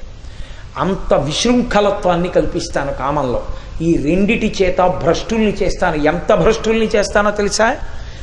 కలియుగాంతమునందు వెళ్ళిపోయినటువంటి జీవుల్ని కృతయుగంలో పుట్టడానికి వీలు లేని స్థితి కల్పింపబడుతుంది. వాడు ఎంత పాపం చేసేస్తాడంటే ఓ 60 ఏళ్ళో 70 ఏళ్లలో వాడు ఇక మళ్ళీ కృతయుగం, త్రేతాయుగం, ద్వాపరయుగం అయిపోయి మళ్ళీ కలియుగం వచ్చేంత వరకు యమదండన పొందుతూనే ఉండాలి. అంత పెద్ద పాపాలు చేస్తాడు. ఇప్పుడు ఈ దండన ఎన్నాళ్ళు పడుతుందంటే కొన్ని యుగముల పర్యంతము దండన అనుభవిస్తాడు. అనుభవించి మళ్ళీ కలియుగం వేల్టికి వీడు పునరుత్పత్తికి సిద్ధపడతాడు. మళ్ళీ కలియుగం మళ్ళీ ఇలాగే ఉంటుంది. అందుకే కృతయుగం ఇలా కాదు. కృతయుగం భగవంతుని వైపు అనురక్తి కల్పించి కృతయుగంలో ఉన్నంత మాత్రం చేత మోక్షానికి దగ్గర పడిపోతాడు. అందుకే కృతయుగంలో వాళ్ళు 199 మంది మోక్షాన్ని పొందుతారు. కాశీపట్టణమునందు ఎప్పుడూ కృతయుగమే, అసలు ఇక్కడ ఇంకొక యుగం లేదు. ఇక్కడికి వచ్చి కలియుగం అండి అనకూడదు. అందుకే నేను మీతో చెప్పాను, నిన్న కలి ప్రవేశింపడానందకాననమున, ఇక్కడికి కలిపురుషుడు ప్రవేశించడు, పంచక్రోశముల మధ్యలోకి ప్రవేశించడు కనుక ఇది ఎప్పుడూ కృతయుగమే. ఇక్కడ ఉన్నవాడు కృతయుగంలో ఉన్నవాడిగా లెక్క తీసుకుని వచ్చే యుగంలో జన్మనిచ్చేస్తాడు. పాపములన్నీ కాలిపోయాయిగా మరి ఇక్కడ ఉండడం వల్ల. కాలిపోయిన కారణం చేత కృతయుగంలో పుట్టేస్తాడు. కలియుగాంతమునందు పుట్టడం వల్ల ఏమవుతుందంటే కృతయుగంలో తరించిపోతాడు. కాబట్టి ఇది ఎప్పుడూ కృతయుగంతో ఉండేటటువంటి క్షేత్రం. ఒక్కసారి మనుష్య జన్మ దాటిపోయిందనుకోండి, ఇక కాశీపట్టణ ప్రవేశం లభ్యం కాదు. ఏదో పుణ్య సంచయం ఉండి ఇక్కడ క్రిమికీటకాదులుగా పుడితేనే చెప్పలేను. మనుష్యునిగా పుట్టి సంకల్పం చేత కాశీపట్టణ ప్రవేశం చెయ్యాలి అంటే మనుష్యుడై ఉంటేనే రాగలడు. మనుష్య ప్రాణి అనుకోండి, నేను కాశీ పెడతానండి అని రాగలడు. క్రిమో కీటకమో అయితే కాశీ పెడతానంటే ఎక్కడి నుంచి వస్తుంది? కాకినాడ నుంచి వస్తుందా? భిలాయి నుంచి వస్తుందా? రాదు. ఒక్క మనుష్యుడైతే కాశీలో ఏదో జరుగుతోందంటే వెళ్ళొద్దామని వస్తాడు. నేను ఇంకొక మాట మీతో చెప్తున్నది, మిష ఏదో జరుగుతోందన్నది ఒక మిష కింద పెడతాడు ఈశ్వరుడు. ఎందుకో తెలుసా? నిజానికి ఏదో చేస్తే ఇక్కడ ఏదో జరుగుతుందని ఏం లేదుగా, ఇక్కడికి రావడమే చాలు. అది అడ్డు పెట్టి ఏం చేస్తాడంటే ఒక సహృదయం కలిగినటువంటి వ్యక్తి చేత సంకల్పం చేయిస్తాడు. ఏదో ఇంతమందితో కాశీ వెళదాం, అందుకే తల్లికి అటువంటి సంకల్పం కలిగింది. అది శివ సంకల్పమస్తు. ఇప్పుడు అడ్డు పెట్టి లాగుతాడు. ఎంతమంది అర్హులున్నారో వాళ్ళందరినీ కాశీపట్టణ ప్రవేశం చేయించి కూర్చోబెడతాడు ఇక్కడ. కాబట్టి అదిగో అలా ఇక్కడికి వచ్చిన వాడెవరో వాడు కృతయుగంలో ఇన్నాళ్ళు ఉన్నవాడితో సమానం. కృతయుగంలో చేసిన పుణ్యం మాటలు కాదుగా. అందుకే ఇక్కడికి వచ్చి ఎంత చిన్న పని మీరు చెయ్యండి, అది అద్భుతమే, అది మిమ్మల్ని కాపాడేస్తుంది. ఎప్పుడూ కృతయుగం, ఎప్పుడూ ఉత్తరాయణం ఉండేటటువంటి ఏకైక పట్టణం బ్రహ్మాండమునందు కాశీ ఒక్కటే. కాబట్టి ఇటువంటి కాశీపట్టణమునందు కాశీ కైవల్య ఫలదాన కల్పవల్లి. ఈ కాశీపట్టణం గంగ గారాబు నిచ్చెలికెత్తే కాశీ. ఈ కాశీపట్టణం గంగమ్మకి గొప్ప ప్రేమమూర్తి అయినటువంటి అనురాగపూరితమైనటువంటి చెలికెత్తే రాణి ఇద్దరు పక్క పక్కనే ఉంటారు. అందుకే కాశీ గంగ విడదీయలేరు, కాశీ గంగా అంటారు. ఆ గంగకి కాశీకి అంత అనుబంధం. కాశీలో నిలబడి గంగని విమర్శించిన, గంగలో నిలబడి గంగ దగ్గరికి వెళ్ళి ఏదైనా కాశీపట్టణాన్నన్నా మహాపాపం. అందుకే గంగ గారాబు నిచ్చెలికత్తె కాశీ సుర నరోరగ దైత్య సంస్తుత్య కాశీ. దేవతలు, నరులు, నాగులు అసలు కాశీపట్టణాన్ని స్తోత్రం చెయ్యని వాడు ఉండడు. మీరు ఎక్కడైనా ఉండండి లోకంలో, బ్రహ్మాండంలో కాశీ కాశీ కాశీ అంటే చాలు. కాశీ అన్నందుకు అంత గొప్ప ఫలితాన్ని ఇస్తారు. నేను మీతో ఒక యథార్థం చెప్తున్నాను. దీన్ని వేదమునందు స్మృతి అంగీకరించింది. మీరు ఏదైనా నది దగ్గరికి వెడితే స్నానం చేస్తే ఫలితం, గంగని స్మరిస్తే ఫలితం. గంగ గంగ గంగ అంటే చాలు. అందుకే గంగ గంగే. అటువంటి గంగ కాశీ ఎందుంది. కాబట్టి సుర నరోరుగ దైత్య సంస్తుత్య కాశీ. ఇక్కడ అందుకే లోకంలో ఒక మాట చెప్తారు, ఎక్కడికి వెళ్ళు మృత్యుభయం ఉంటుంది, ఇక్కడికి వెళ్ళిన వాడికి మృత్యుభయాన్ని విడిచిపెట్టి వెళ్ళొచ్చని చెప్పారు. ఎందుకంటే ఒకవేళ నిజంగా ఎవడైనా ఇక్కడ చనిపోతే ఇక వాడంతటి ధన్యాత్ముడు లేడు లేడు లేడు, మోక్షమును పొందాడు. ఏమిటి గుర్తు అంటే ఒక మాట చెప్పారు, పాలిండ్లు కదలంగ పసిడిపయ్యద వీచు అచలాధిపుని కూర్మి ఆడుబిడ్డ ధుత్కారమునరించు తొండంబు ముక్కున శిఖరారావంబు జిలుకు డుంఠి ప్రత్యక్షమై వచ్చి భాగీరథి గంగ మృదుల హస్తము సాచి మేనునివురు ప్రథమోత్తముండు భృంగి భయరక్షణార్థంబు పాలాగ్రమున తీర్చు భసితరేఖ దక్షిణ శృతి మీదుగా ధాత్రి త్రెళ్ళి పెద్ద నిద్రకు మాగన్ను పెట్టువేళ పంచజనులకు తారక బ్రహ్మ విద్య అభవుడు ఉపదేశమునరించునప్పుడు కాశీ. అది కాశీపట్టణం యొక్క వైభవం. ఇక్కడ ప్రాణోత్క్రమణం అవుతుంటేట కపవాత పైత్యముల్ కప్పగాశ్రమ చేత కంపముద్భవమంది కష్టపడుతుంటే, కపము వాతము పైత్యము పెరిగిపోతుంటే జీవుడు మార్గాన్ని వెతుక్కుని ఏ రోమకూపంలోంచో బయటికి వెళ్ళిపోవడానికి సిద్ధపడిపోతుంటే, విపరీతమైన బడలిక కదిలిపోతే, ఒంట్లోంచి స్వేదం పుట్టేస్తే, ఒళ్ళంతా కంపనం వచ్చి కదిలిపోతుంటే, లక్ష తేళ్లు కుట్టిన బాధ పడుతుంటే, కొడుకొచ్చి నాన్నగారండి నాన్నగారండి నోరు తెరవండి అని తులసి తీర్థం పోస్తే గుటక పడక పక్క నుంచి కారిపోతుంటే, ఉరే దుర్ముహూర్తం రా, మంచం మీద చచ్చిపోతాడేమో మీ నాన్న కింద పెట్టేయమంటే కింద పెట్టేస్తుంటే కోడలు పరిగెత్తుకెళ్ళి వెండి కుంది దీపం పట్టుకొస్తే, పిచ్చి తల్లి నీకు తెలియదు వెండి కుంది పెడతారా, మట్టి ప్రమిద పట్టరా మట్టి ప్రమిద పట్టరా అంటే ప్రమిద పట్టుకొస్తుంటే కోడలు చుట్టూ నిలబడిన వాళ్ళు ఆ యథాపుత్ర మిత్రాదయో మత్స కాశీరుగాచ్యస్య కీతృషీయోతంతి తదా దేవ దేవేశ గౌరీశ శంభో నమస్తే శివాయోత్యజస్రం బ్రవాణి.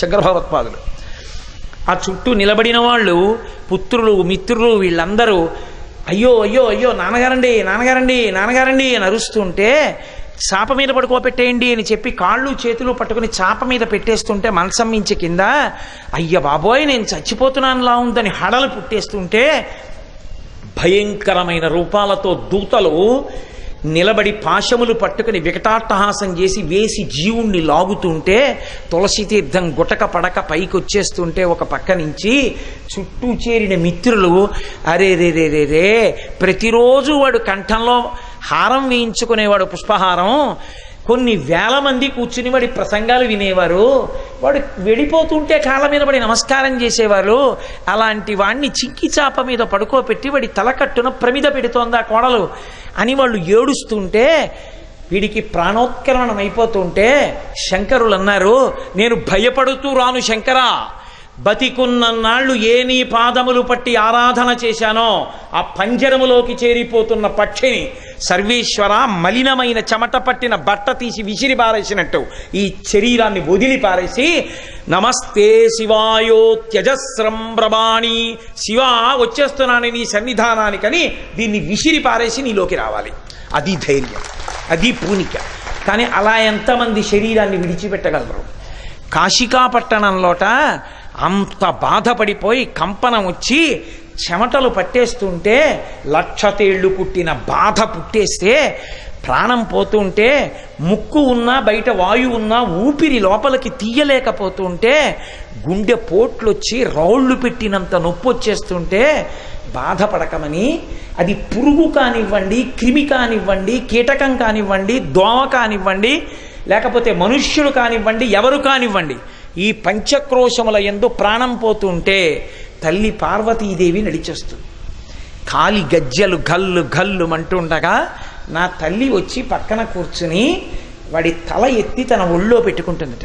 పెట్టుకుని ఆ యమ అవిద్యానామంతస్తిమిరమిహిరోద్విపనగరీ జడానాం చైతన్య స్తబక మకరంద శృతిఝరీ దరిద్రాణాం చింతామణి గుణనికా జన్మజలధౌ నిమగ్నానాం దంస్ట్రామురరిపవరాహస్య భవతి అని శంకరుడు స్తోత్రం చేసిన తల్లి ఆదిక్షాంత సమస్త వర్ణనకరీ శంభుప్రియే శాంకరి అనిపించుకున్న అన్నపూర్ణ ఆ తల్లి కాలి గజ్జలు గల్లు గల్లు అంటుండగా మరాళి మందగమనాయై వచ్చి పక్కన కూర్చుని తన తొడ మీద తల పెట్టుకుని విసిరికర్రతో విసరడం. ఆవిడు కాశీలో మరణిస్తుంటే ఇది మా ఆయనకి గారాబు ఇల్లాలు, ఈ పట్టణంలో ప్రాణం విడిచిపెడుతున్నవాడు బాధపడకూడదని విసినికర్రతో విసరకుండా తన పవిట కొంగు తీసి విసురుతుంది. పాలిండ్లు కదలంగ పసిడిపయ్యద వీచు అచలాధిపుని కూర్మి ఆడుబిడ్డ. హిమవంతుని యొక్క ముద్దుల కూతురు హైమవతి, నా తండ్రి పరమేశ్వరుని యొక్క ఇల్లాలు పార్వతీదేవి తన వక్షస్థలం కదిలిపోయేటట్టుగా శ్రమపడి ఆ పవిట కొంగుతో ఇలా ఇలా విసురుతుంది. ఆ గాలి తగిలి అమ్మా జగదంబా నీ ఒళ్ళోనా పడుకున్నాను, ఏమి భాగ్యవంతుణ్ణమ్మా అని ఇలా కన్నులు విప్పి అమ్మ వంక చూసి నఖధీదితి సంచన్నన మజ్జన తమోగుణ. ఆ తల్లి కాలి బొటనవేలి యొక్క చివరి కాంతులు తగిలితే కోట్ల జన్మల యొక్క తమోగుణం విరిగిపోతుంది.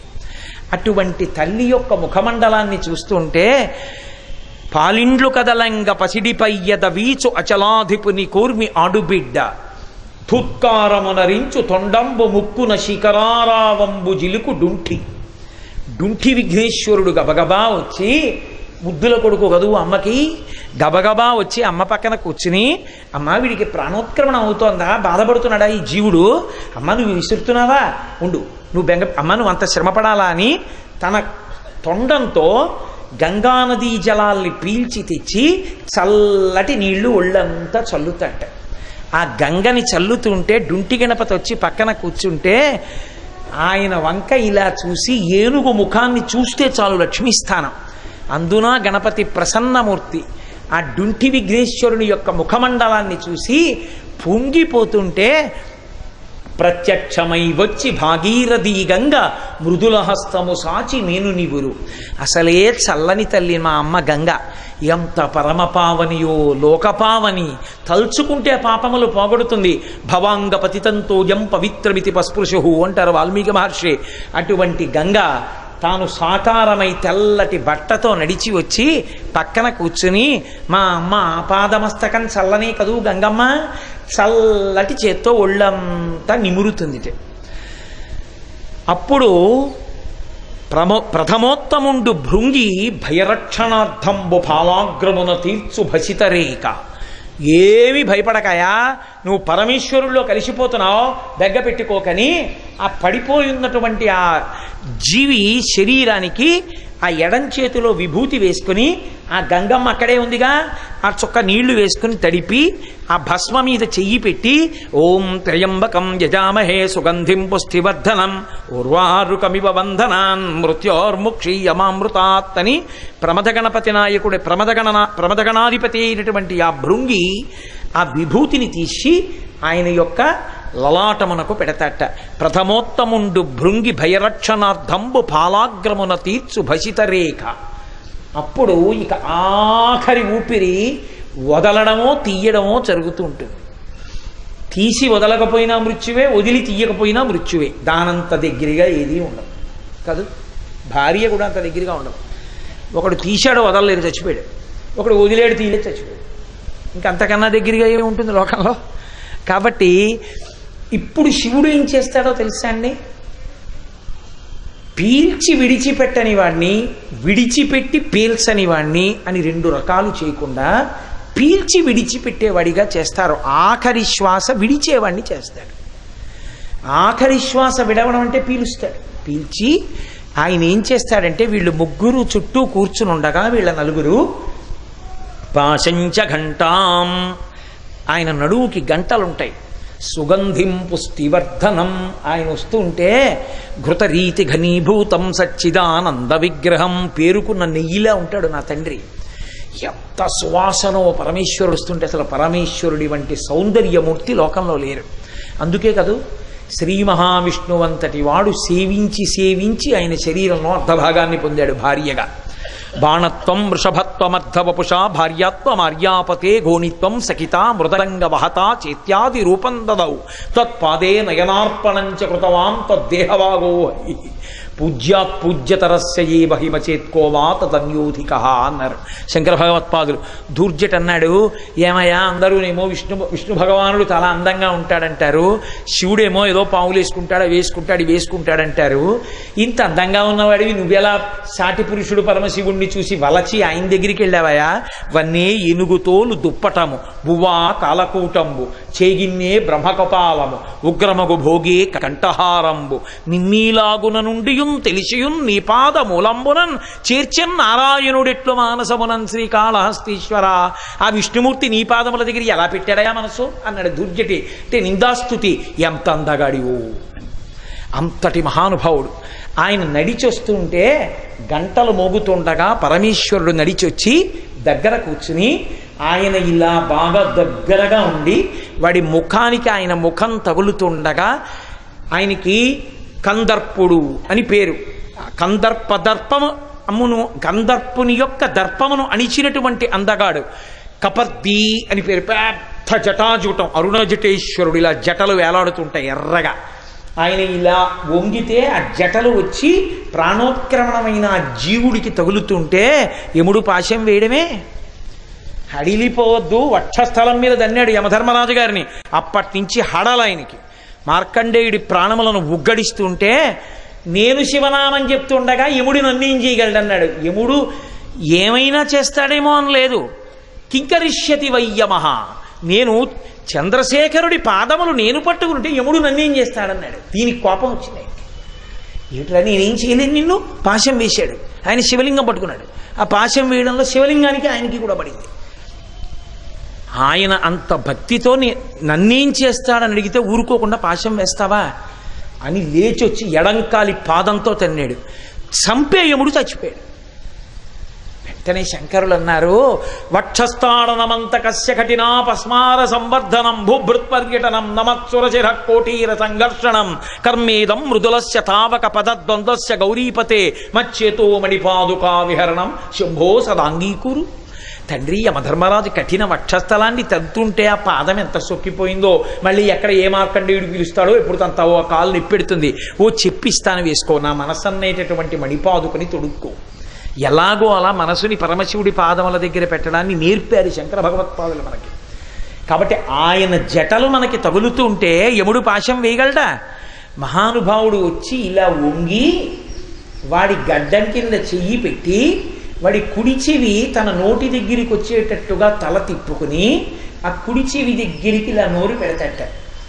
పరమేశ్వరుడే వచ్చి ఇలా కుడి చెవి దగ్గర ఆ నోరు పెడితే అసలు ప్రాణోత్క్రమణం యొక్క బాధ ఉంటుందండి. ఇంకా అబ్బా అని వాడు పొంగిపోయి ఆయన వంక చూస్తుంటే తారకాన్ని ఉపదేశిస్తాడు కుడి చెవిలో.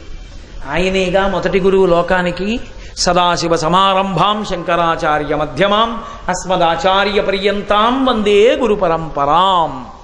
ఆ తారకాన్ని ఉపదేశిస్తాడు. ఉపదేశించగానే ఆ జీవుడు ఆఖరి ఊపిరి విడిచిపెడుతూ ఆ తారకాన్ని పలుకుతాడు. నువ్వు ప్రాణం విడిచిపెట్టేటప్పుడు తారక మంత్రాన్ని పలికావురా అని తనలో కలిపేసుకుంటాడు. అది చీమ కానివ్వండి, దోమ కానివ్వండి. రామకృష్ణ పరమహంస ఇది విని అలా జరుగుతుందా కాశీపట్టణంలో అని ధ్యానంలోకి వెళ్ళి చూశారు. చచ్చిపోతున్నటువంటి చీమ దగ్గర నుంచి మనుష్యుని వరకు ఇంతమందికి పరమేశ్వరుడు తారకం ఉపదేశిస్తుండగా ఆయనకి దర్శనమైంది. ఆయన పొంగిపోయారు, అవును కాశీపట్టణం కాశీపట్టణమే అని. అందుకే ఆయనకి సదాశివుడు అని పేరు. సదాశివ అన్న నామం ఇంకెవ్వరికీ లేదు. సదా బ్రహ్మ సదా విష్ణు అలా ఉండదు. సదాశివ.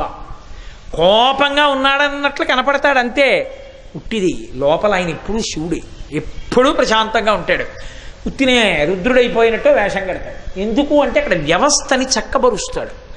కోపంగా ఉన్నట్టుగా కనపడి మాట్లాడితే అయ్యి బాబోయ్ ఆయనకు అందుకు కోపం వస్తుందంటే నా తప్పు చేయరు. నిజంగా ఆయన కోపం వస్తుంది అనుకుంటున్నారా? ఆయనకి అలా కోపం వస్తే ఆయన సదాశివుడు ఎందుకు అవుతాడు? ఎప్పుడూ శివుడు ఎందుకు అవుతాడండి? ఎప్పుడూ శివుడు అంటే ఎప్పుడూ కోపం ఉండదని గుర్తు. కానీ రుద్రహ లోకాన్ని రక్షించడానికి కోపాన్ని నటిస్తాడు. కాబట్టి మహానుభావుడు ఇక్కడ కైవల్యం ఇవ్వడం కోసమని కాశీపట్టణంలో ప్రాణోత్క్రమణ అవుతున్నటువంటి జీవుల యొక్క కుడి చెవిలో తారక మంత్రోపదేశం చేస్తాడు. అందుకే కాశీపట్టణంలో ప్రాణం విడిచిపెట్టినటువంటి ప్రతి జీవుడు ఈశ్వరుని యందు కలిసిపోతాడు. కలియుగంలో కాశ్యాంతు మరణాన్ముక్తి, కాశీపట్టణంలో చచ్చిపోవడం అంత గొప్ప విషయంగా శాస్త్రం చెప్పింది. అందుకే పాలిండ్లు కథ నాకు నిజంగా మాటలు ఎంత పరవశం. ఆ శ్రీనాథుడు ఎంత అనుభవించాడో. పెద్ద నిద్రకు మాగన్ను పెట్టువేళ. ఎప్పుడు వస్తాడంటే ఇట శివుడు పెద్ద నిద్రకి మాగన్ను పెడుతుంటే చూడండి. బాగా అలిసిపోయాడు అనుకోండి, ఇంకా రేపటి కార్యక్రమం ఏదో ఆయన చెప్తున్నారు అనుకోండి, వింటూనే అంటాడా ఏమన్నారు అంటే మాగన్ను పెడుతున్నాడు అంటారు. అంటే నిద్రలోకి జారిపోతున్నాడు. కానీ రేపు పొద్దున లేస్తాడు. అది పెద్ద నిద్రకు మాగన్ను పెట్టువేళ మృత్యువు. అది పెద్ద నిద్రకి మాగన్ను పెడుతున్నాడు ఇక లేవడం. ఆ పెద్ద నిద్రకు మాగన్ను పెట్టువేళ పంచజనులకు తారక బ్రహ్మ విద్య అభవుడు ఉపదేశమునరించునప్పుడు కాశీ. ఈ కాశీపట్టణంలో తారకాన్ని ఉపదేశిస్తాడు. నాకు ఎంత ఇష్టం ఈ పద్యం. అందుకే పాలిండ్లు కదలంగ పసిడి పయ్యద వీచు అచలాధిపుని కూర్మి అడుబిడ్డ ధుత్కారమునరించు తొండంబు ముక్కున శిఖరారావంబు జిలుకు డుంఠి ప్రత్యక్షమై వచ్చి భాగీరథి గంగ మృదుల హస్తము సాచి మేనునివురు ప్రథమోత్తముండు భృంగి భయరక్షణార్థంబు పాలాగ్రమున తీర్చు భసితరేఖ దక్షిణ శృతి మీదుగా ధాత్రి త్రిల్లి పెద్ద నిద్రకు మాగన్ను పెట్టువేళ పంచజనులకు తారక బ్రహ్మ విద్య అభవుడు ఉపదేశమునరించునప్పుడు కాశీ. ఇటువంటి కాశీపట్టణంలో మనం ఉన్నాం. అందుకే చచ్చిపోతానేమోనన్న బెంగ కాశీలో అక్కర్లేదన్నాడు. ఇక ఆ బెంగ లేనప్పుడు ఏ బెంగ పెట్టుకోవాలి? అదృష్టవశాత్తు ఇక్కడ కానీ ప్రాణం విడిచిపెట్టాడా వాడు ఈశ్వరుడు ఎందుకు కలిసిపోతాడు. ఇక వాడికి మళ్ళీ జననము లేదు మరణము లేదు. జననం లేని వాడికి మరణం ఎక్కడిది? అంత గొప్ప పట్టణం కాశీ. అందుకే కాశీ గురించి చెప్తూ పరమేశ్వరుడే పార్వతీదేవితో ఒక మాట అన్నాడు. ఏమండి కాశీపట్టణం ఇంత గొప్పది అంటారు కదా, ఒక్కసారి మీ నోటితో వినాలనుంది. ఏది సులువుగా చెప్పండి కాశీ గొప్ప అన్నాడు. ఆయన అన్నాడు వినాలనుందా పార్వతి? చెప్తాను చూడండి. 4 మాటలు ఆవిడ్ని పిలిచాడు. ప్రేమ ఉందనుకోండి అస్తమానం ఒరే నాన్న ఒరే నాన్న ఒరే నాన్న అని కొడుకుని అస్తమానం సంబోధించి మాట్లాడతాడే, అలా 4 మాటలు పార్వతీదేవిని పిలిచి మరీ చెప్పాడు. ఆయన పిలిచి చెప్తూ అన్నాడు, ఓ పార్వతి, కాశీ పాపములకు ఎదుర్చుక్క కాశీ, నెలత ఉపపాతములకు విషము కాశీ, భామ కళ్యాణములకు ఆటపట్టు కాశీ, ఇంతి మోక్షమునకు పుట్టినిల్లు కాశీ. 4 మాటలు పిలిచి ఎంత సూక్ష్మంగా చెప్పాడో చూడండి. పాపములకు ఎదుర్చుక్క కాశీ.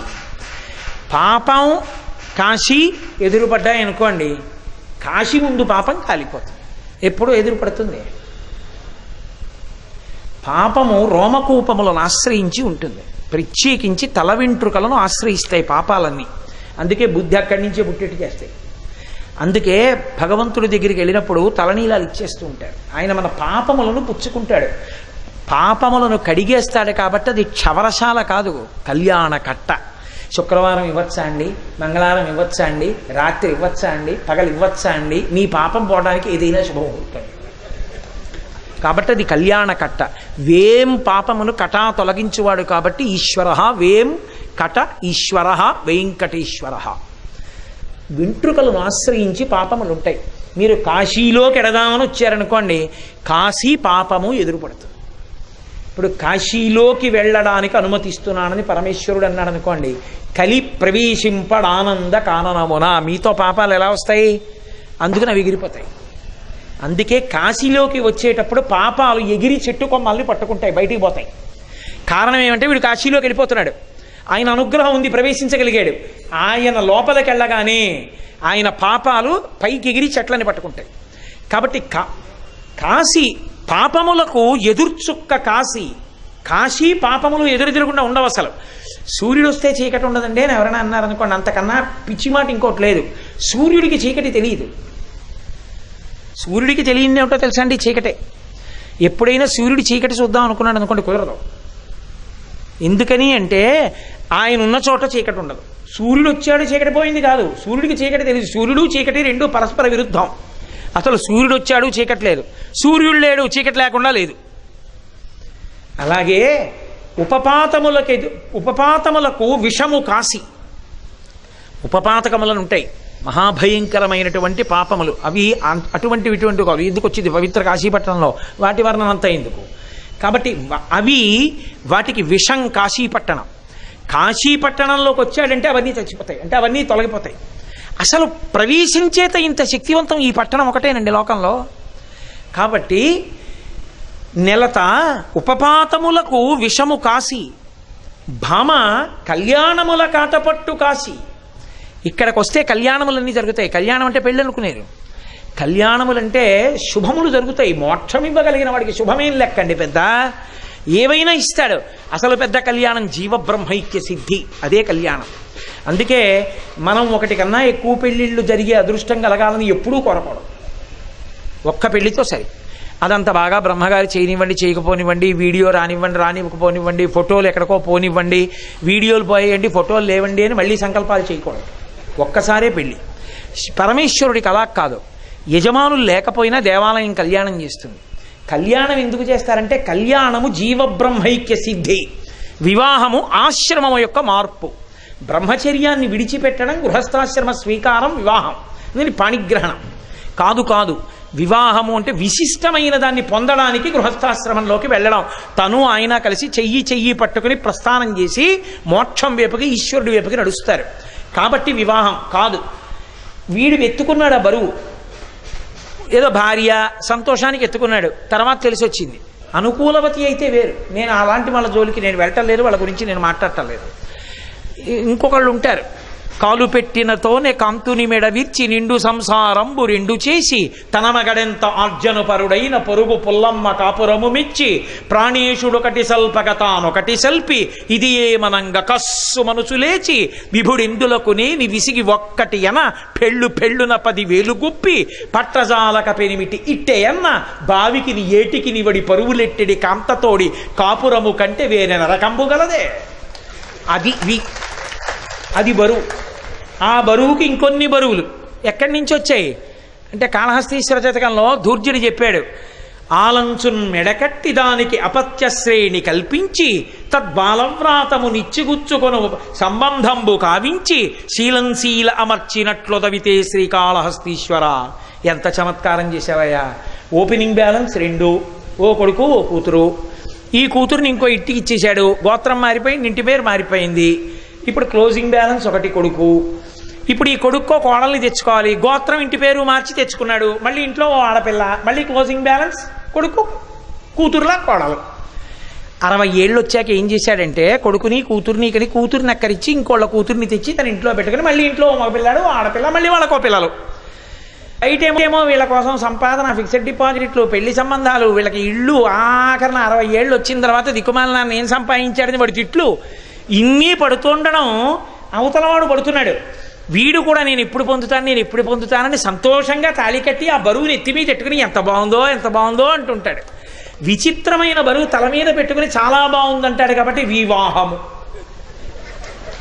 కాబట్టి ఈశ్వరా, ఇది ఉందే, ఇటువంటి పాపములు, ఉపపాతకములు, ఇటువంటి వాటికి కేవలము ఎదుర్చుక్క విషము కాదు, కళ్యాణముల కాటపట్టు కాశీ. శుభములన్నీ ఇక్కడే. అసలు మోక్షము రావడం ఇక్కడే, జీవబ్రహ్మైక్య సిద్ధి ఇక్కడే. కాబట్టి కళ్యాణముల కాటపట్టు కాశీ, ఇంతి మోక్షమునకు పుట్టినిల్లు కాశీ. మోక్షం ఎక్కడో ఎవరికో దొరికిందంటే ఇక్కడ పుట్టి వెడుతోంది అక్కడికి. అసలు మోక్షం ఉండేది ఇక్కడే, పుట్టినిల్లు ఇక్కడే. కాబట్టి మోక్షమునకు పుట్టినిల్లు కాశీ. అంత గొప్పదమ్మా కాశీపట్టణం అని పార్వతీదేవికి చెప్తాడు. అందుకే కాశీపట్టణం వచ్చిన వాళ్ళు బోలెడన్ని ప్రశ్నలు వేస్తూ ఉంటారు. దాన్ని పరిష్కరించేశారు. అలా బెంగపెట్టుకోకండి అని చెప్పడానికి. కాశీ వెళ్ళి గంగలో స్నానం ఎన్ని మాటలు చేయాలండి, కాశీ వెళ్ళి విశ్వనాథుడి దర్శనం ఎన్ని మాటలు చేయాలండి, గంగలో స్నానం చేసి కేదారేశ్వరుణ్ణి చూస్తే చాలా, విశ్వనాథుడిని కూడా చూడాలా, చూసేసి వచ్చేస్తే చాలా, ఇంకేమైనా చెయ్యాలా? బోలెడన్ని ప్రశ్నలు. ఎన్ని ప్రశ్నలు! అన్ని ప్రశ్నలకి జవాబు చెప్పారు. కాశీపట్టణం గురించిన వైభవాన్ని చెప్తూ ఇక్కడికొచ్చి ఏం చెయ్యాలో చెప్పారు. చెప్తూ అన్నారు, చక్రవాక పరీత సమస్త భూచక్రమునందు పుణ్యపదము కాశీ. కాశికాపట్టణ పుణ్యతీర్థ సమితియందు సారంబు జహ్నుకన్య. జహ్నుకన్యాతీర్థ సమితియందు కడుపెద్ద మణికర్ణికా హ్రదంబు. మణికర్ణికా హ్రద మజ్జనము కంటెను విశ్వనాథు దర్శనమధికము. జగత్పతి కంటే కైవల్య విభుని కంటే, కాలకంఠుని కంటే ముక్కంటి కంటే, త్రిభువనములయందు తీర్థములు మోక్షములు దైవములు లేవు. సత్యమింకను సత్యంబు సంయమీంద్ర. ప్రతిజ్ఞ చేసి చెప్పాడు సుబ్రహ్మణ్యేశ్వరుడు. అగస్త్య మహర్షితో చెప్పాడు, కాశీపట్టణంలో వరుసక్రమం చెప్తున్నాను విను అంటూ ఆయన అన్నాడు, చక్రవాకపరీత సర్వం సహా భూమండలమునందు పుణ్యపదము కాశీ. ఈ సమస్త బ్రహ్మాండముల యందు అపారమైనటువంటి పుణ్యమును ఇవ్వగలిగినటువంటి ఏకైక పవిత్ర ప్రదేశము కాశీ ఒక్కటే. ఇక ఏదైనా కాశీ తర్వాతే. కాశీ కన్నా అని కానీ కాశీతో పోల్చడం కానీ ఇక ఏ క్షేత్రమునకు సాధ్యము కాదు, లేదు పోలిక. అంత గొప్పది కాశీ. కాబట్టి చక్రవాక పరీత సర్వం సహా చక్రమ భాగంబునందు పుణ్యపదము కాశీ. మళ్ళీ ఈ కాశికాపట్టణ క్రోశ పంచక తీర్థ సమితియందు సారంబు జహ్నుకన్య. ఈ కాశికాపట్టణం ఉందే, ఈ కాశికాపట్టణం పంచక్రోశముల మధ్యలో ఉంటుంది. 5 క్రోశముల వరకు కాశీ. ఈ 5 క్రోశములు దాటి వెళ్ళిపోమన్నాడు వ్యాసుడిని. ఈ 5 క్రోశముల మధ్యలో ఉన్నదేదుందో అది కాశికాపట్టణం. ఈ కాశికాపట్టణానికి తలమానికమైనటువంటి ఒక హారము వంటిది గంగ. ఇది సమస్త తీర్థ సారంబు జహ్నుకన్య. జహ్ను మహర్షి యొక్క కుమార్తె జాహ్నవి గంగ. గంగ అసలు మీరు ఎక్కడెక్కడికి వెళ్ళి ఏ తీర్థాల్లో స్నానం చేద్దామనుకుంటున్నారో ఆ తీర్థములన్నిటి యొక్క సారము గంగ యందు. కాబట్టి సమస్త తీర్థ సారంబు జహ్నుకన్య. మళ్ళీ ఈ జహ్నుకన్యా తీర్థ సముదాయకమునందు కడుపెద్ద మణికర్ణికా హ్రదంబు. మళ్ళీ ఈ గంగానదికి ఎక్కడి నుంచి ఎక్కడి వరకు ప్రవహిస్తోందో, ఒక్క కాశీయే కాదు కదండి, హరిద్వారం అన్నీ కూడా పెడుతుంది. ఎక్కడో పుట్టి సముద్రం వరకు వెళ్ళేటటువంటి గంగానది యొక్క తీరమునందు వెలిసినటువంటి అనేకమైన తీర్థములలో కడుపెద్ద, పెద్ద కాదు, చెప్పడానికి లెక్క పెట్టడానికి వీలు లేనంత పెద్ద తీర్థం మణికర్ణిక. ఆ మణికర్ణిక స్నానంతో పోల్చడం ఇక లోకంలో ఏ తీర్థానికి సాటి కాదు. మణికర్ణికా తీర్థ స్నానంతో పోల్చి మీరు ఏ స్నానాన్ని చెప్పలేరు. ఎక్కడ చేసిన స్నానం మణికర్ణికా తీర్థ స్నానము కన్నా గొప్పది కాదు కాదు కాదు.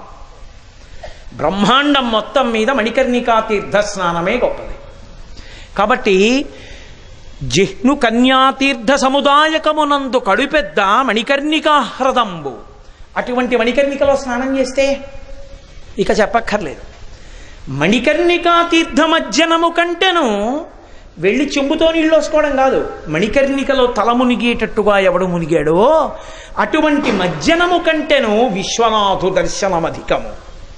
విశ్వనాథ శివలింగాన్ని ఇలా 2 కళ్ళతో కాదు అని చూసి వెళ్ళిపోతే చాలు. సహృదీక్షణమున సంభవించు. ఇలా ఆయన్ని చూశాయో కన్నులు, కోట్ల కోట్ల కోట్ల కోట్ల జన్మల తరువాత జీవుడు శరీరానికి పరమేశ్వరుడిచ్చిన కన్నులతో విశ్వనాథలింగాన్ని చూడగలుగుతాడు. ఆయన శివలింగాన్ని చూసినా, ముట్టుకున్నా, చెంబుడు నీళ్లు పోసినా ఆ జీవుడు తరించిపోయాడని గుర్తు, ఈశ్వరుడికి దగ్గర పడిపోతున్నాడని గుర్తు. కాబట్టి విశ్వనాథు దర్శనం అధికము. ఇప్పుడు చెప్పండి నాకు, కాశీపట్టణం మొత్తం మీద ఏది గొప్ప? అన్నిటికన్నా పెద్దదేది? విశ్వనాథు దర్శనమే. విశ్వనాథుణ్ణి దర్శించడం కన్నా గొప్ప కార్యం ఇంకొకటి లేదు. నేను చెప్పట్లేదు, ఋషులు నిర్ణయం చేశారు. కాబట్టి అంత గొప్పదయా విశ్వనాథుని యొక్క దర్శనం. అటువంటి విశ్వనాథుని దర్శనం అధికము. కాలకాలుని కంటే, ముక్కంటి కంటే, జగత్పతి కంటే, కైవల్య విభుని కంటే 3 లోకములందు తీర్థములు, దైవములు లేవు లేవు. సత్యమింకను సత్యంబు సంయమీంద్ర. సుబ్రహ్మణ్యుడు అగస్త్యుడితో చెప్తున్నాడు, ఓ సంయమీంద్ర, ఇక్కడ కాదు, 3 లోకాల్లో లేవు. విశ్వనాథుడు కైవల్యపతి, కాలకాలుడు, ఆయన కాలమునకు కాలుడు, సమస్త లోకాల్ని కాలంతో సహా తనలోకి తీసేసుకుంటాడు. బీజస్యంతరివంకురు జగదిదం ప్రాంగ్ నిర్వికల్పం పునః మాయా కల్పిత దేశకాల కలనా వైచిత్ర చిత్రీకృతం మాయావీవ విజృంభయత్యపి మహాయోగీశ్వర స్వేచ్ఛయా తస్మై శ్రీ గురుమూర్తయే నమ ఇదం శ్రీ దక్షిణామూర్తయే అంటారు శంకర భగవత్పాదులు. సమస్తాన్ని తనలోకి తీసుకోగలడు. కాబట్టి అటువంటి వాడున్నాడే, వాడు అలా నిలబడి ఉంటాడు. పునుకల పేరు కంఠమున భూరి భుజంగము భూషణంబుగా అనయము భస్మధారణము ఎద్రి నివాసము మేరు విల్లుగా అనువుగ దంతి చర్మమును హస్తములందు కపాల శూలముల్ పడివడి దల్తు శంకర కృపావరు రూపమును ఆశ్రయించెదన్. అటువంటి మహానుభావుడైనటువంటి పరమేశ్వరుడు ఈ కంటితో చూడడానికి వీలు లేని రూపంతో ఉంటాడు. ఆయన అగ్ని ముఖంబు, పరాపరాత్మకమాత్మ, కాలంబు గతి, రత్నగర్భ పదము, శ్వశనంబుని యూర్పు, రసన జలేషుండు, దిశలు కర్ణంబులు, దివము నాభి, సూర్యుండు కన్నులు, శుక్లంబు శలిలంబు, జఠరంబు జలదులు, చెదలు శిరము, సర్వౌషధులు రోమచయము, శల్యంబు లద్రులు, మానసమృతకరుండు, ఛందములు ధాతువులు, ధర్మసమితి హృదయము, హాస్యపంచకముపనిషదాహ్వయంబు అయిన నీరూపు సతసత్వమై శివాఖ్యయై స్వయం జ్యోతియై ఒప్పు ఆద్యమగుచు. అటువంటి పరమేశ్వరుడు ఇలా చేత్తో ముట్టుకోవడానికి వీలైన వాడిగా, తనకన్నా పొట్టివాడిగా ఉంటే తాను వంగి ముట్టుకోవలసిన వాడిలా కనపడతాడు. అంతగా ఒదిగిపోయి మనకి దొరుకుతాడు. ఆయన్ని ముట్టుకోవడమే. అటువంటి పరమాత్మ అర్జునుడంతటి వాడు ఆయన రూపాన్ని చూపిస్తే హడిలిపోతాడని కోదండంబుల నిట్టులొండరు జటాకోటీరముల్ కుక్షి వక్షోదేశంబుల నంసభాగముల సక్రోధంబునన్ వేయుచున్ రోదోంతంబుల నట్టహాసముల నార్పుల్ పిక్కటిల్లంగా బాహాదర్పంబుల మల్ల సంగరము చెయ్యంజొచ్చిరి రుద్రార్జునులంటారు కిరాతార్జునీయంలో. అలా మహానుభావుడు ఒక కిరాతుడి వేషంలో వచ్చి అర్జునుడితో శరీరాన్ని రాపాడించినంత మాత్రం చేత ఆయన పాశుపతాస్త్రాన్ని పట్టుకోవడానికి కావలసిన అధికారాన్ని పొందాడు. అంత పెద్ద అనుగ్రహం. అర్జునుడు అలా శివశరీరంతో రాపాడాడు కాబట్టి పట్టుకున్నాడు పాశుపతాస్త్రాన్ని, లేకపోతే పట్టుకునే అధికారం లేదు. నారుద్రో రుద్రమర్చయేత్ మహన్యాసం చేసుకుని రుద్రుడైతే తప్ప అసలు ఆయన్ని ముట్టుకోవడం మాట దేవుడికి అసలు అభిషేకమే లేదు. అటువంటి వాడు, అటువంటి విశ్వనాథుడు కాశీపట్టణంలో చిన్న పిల్లలు, ఆడవాళ్ళు, మగవాళ్ళు అందరూ ఇలా వెళ్ళి ఇలా ముట్టుకుంటే, ఆయన ముట్టుకుంటే వాళ్ళకన్నా చిన్నవాళ్ళ చాలా కిందకుండి చల్లగా ఇలా చేతికి తగులుతూ ఉంటాడు. ఎవరు ఏది పోసేయనివ్వండి, పోసేయండి అంటే పోసేయండి చాలు, మీకు ఇచ్చేస్తాను వరాలంటాడంతే. అలా మీద పోయించుకుంటూ పరిశం పట్టదు, దగ్గు దగ్గడు. ఎన్ని సంవత్సరముల నుంచి, ఎన్ని యుగాల నుంచి అలా అభిషేకం పొందుతున్నాడు మహానుభావుడు. అంతటి కరుణామూర్తి, అటువంటి దయార్ద్ర హృదయుడు విశ్వనాథలింగం. కాబట్టి ఆ విశ్వనాథుడున్నాడే, ఆ మహానుభావుడున్నాడే, ఆయన దర్శనమే అన్నిటికన్నా గొప్పది. కాబట్టి కాశీపట్టణమునందు ఇవి వదులుకోకు. విశ్వనాథ దర్శనం అధికము అన్నాను కదా అని అక్కడికే వెళ్ళిపోవడం కాదు, ఇవి కూడా అనుభవించేయి. పప్పుతో తిన్నావు కొంత ఆకలి తీరింది, కూరతో తిన్నావు కొంత ఆకలి తీరింది, పులుసుతో తిన్నావు కొంత ఆకలి తీరింది, పెరుగుతో తిన్నావు ఆకలంతా తీరిపోయింది. అలాగని పెరుగున్నమే రోజు తినేయక్కర్లేదు, చక్కగా ఇవి తినచ్చు. కాశీ వచ్చావు, ఇవన్నీ కూడా అనుభవించు. ఇవన్నీ కూడా నీకు అపురూపమైనవు సుమా కాశికా పట్టణమునందు. కాశీ పట్టణంతో మొదలుపెట్టి ఇదిగో ఇవన్నీ నువ్వు అనుభవించవలసినవి అని పరోక్షంగా సంకేతించడం. అంత గొప్ప పట్టణం కాశికా పట్టణం. ఇటువంటి కాశికా పట్టణంలో ప్రత్యేకించి మణికర్ణికా హ్రదం, మణికర్ణికా తీర్థము అంటారు. తీర్థము అన్న మాటకి వేదం నిర్వచనం చేసింది. ఏది తీర్థము అని. అన్నీ తీర్థములు కవు. తీర్థము అని దేన్ని పిలుస్తారంటే అంగిరసులు అని మహాపురుషులు వాళ్ళు ఉదకములు అంటారు. ప్రవహించేటటువంటి జలముల దగ్గర కూర్చుని వాళ్ళు యజ్ఞాలు చేశారు. చేసి వాళ్ళు స్వర్గలోకానికి వెళ్ళిపోతూ వాళ్ళు ఏం చేశారంటే వాళ్ళ దీక్షని యజ్ఞ దీక్ష అంటారు. ఆ దీక్షని వాళ్ళ తపశ్శక్తిని తీసుకెళ్ళి ఆ తీర్థము యందు ప్రవేశపెట్టారు. తీర్థములలో పెట్టి వాళ్ళు వెళ్ళిపోయారు స్వర్గలోకానికి. అందుకే తీర్థానికి వెళ్ళి ఎవరైనా స్నానం చేశారనుకోండి, తీర్థస్నానం చేశాడనుకోండి, ఏమవుతుందంటే అటువంటి వాడు అంగిరసలు చేసినటువంటి యజ్ఞంతో సమానమైన యజ్ఞము చేసిన ఫలితం వాడికి వచ్చేస్తుంది. అందుకే తీర్థయాత్ర అంటారు. అంటే స్నానం చేసి వచ్చాడు. అసలు ఎక్కడొచ్చింది ఫలితం? వాడు అక్కడికి వెళ్ళి ఏదో గుళ్ళు గోపురాలు కాదు, స్నానం ముఖ్యం. ఆ స్నానం చేశాడు, తీర్థంలో మునిగొచ్చాడు. ఆ మునిగి రావడంలో పట్టుకుంది వాడి ఒంటికి ఆ శక్తి. ఇప్పుడు వాడు సోమయాజి అయ్యాడు, యజ్ఞం చేసిన ఫలితాన్ని పొందాడు. ఇప్పుడు ఆయన దిగి ఇంటికి వచ్చేస్తుంటే ఆయన ధూళి దర్శనం గొప్పది. ఆయన స్నానం చేసి వచ్చాడా? రైలు దిగేటప్పుడు ఆయన మొహం కడుక్కున్నాడా? కాదు. తీర్థస్నానం చేసిన శరీరం. అందుకని వాడు అవబృధం చేసి వస్తున్న వాడితో సమానం. కాబట్టి ఇప్పుడు ఆయన కనపడగానే ఆయన కాళ్ళు ఎవరు పట్టుకుని నమస్కరిస్తారో వాళ్ళకి కూడా పుణ్యం ఇస్తారు. అందుకే తీర్థయాత్ర చేసి వచ్చిన వాళ్ళ ఇంటికి వెళ్ళి నమస్కారం చేసి, అయ్యా ఒక్కసారి తీర్థయాత్ర విశేషాలు చెప్దురు అని అడుగుతారు. అయితే ఆయన, ఏమండి మేము కాశీపట్టణంలో రోజు 4 ఐటమ్స్ చేసుకు తిన్నామనకూడదు. కాశీపట్టణంలో మణికర్ణికా స్నానం చేశాం, కాశీపట్టణంలో విశ్వనాథ దర్శనం చేశాం, తెల్లవారుజామున గంగా స్నానం చేసి గంగని ప్రార్థన చేశాం అని చెప్తున్నాడు అనుకోండి. అత్యంత శ్రద్ధాళువై విన్నవాడు ఎవరుంటాడో వాడికి కూడా అందులో 4వ వంతు ఎడుతుంది. అంటే మీకు తగ్గిపోయి అనుకోకండి, ఇది మీకుండి. కాబట్టి ఎవరన్నా వస్తే 4వ వంతు వెళ్ళిపోతుంది అన్నాడు. ముగ్గురికి చెప్తే 3-4 మనకు అంతా పోతుంది. ఎందుకు వచ్చిన కూడా ఇక మీలేదో పావు వంతు, అది కూడా కబుక్కుని ఎక్కడో పొరపాటున చెప్పేస్తారేమో. ఇంకా ఒకవేళ ఎవరైనా ఇంటికి వచ్చి ఎక్కడికి వెళ్ళి వచ్చారంటే భార్య వంటింటి వచ్చి అనకండి, అలా చెప్పాలి. మీదేం పోదు, అదనంగా ఇస్తాడు ఈశ్వరుడు. కాబట్టి తీర్థయాత్రకి వెళ్ళిన వాళ్ళ దగ్గరికి వెళ్ళి వింటారు, తీర్థయాత్రకి వెళ్ళొచ్చిన వాడి పాదములకు నమస్కరిస్తారు. మిగిలిన చోట్ల ఉన్న తీర్థముల యందు అంగిరసుల యొక్క తపస్సు దీక్ష ప్రవేశపెట్టబడ్డాయి.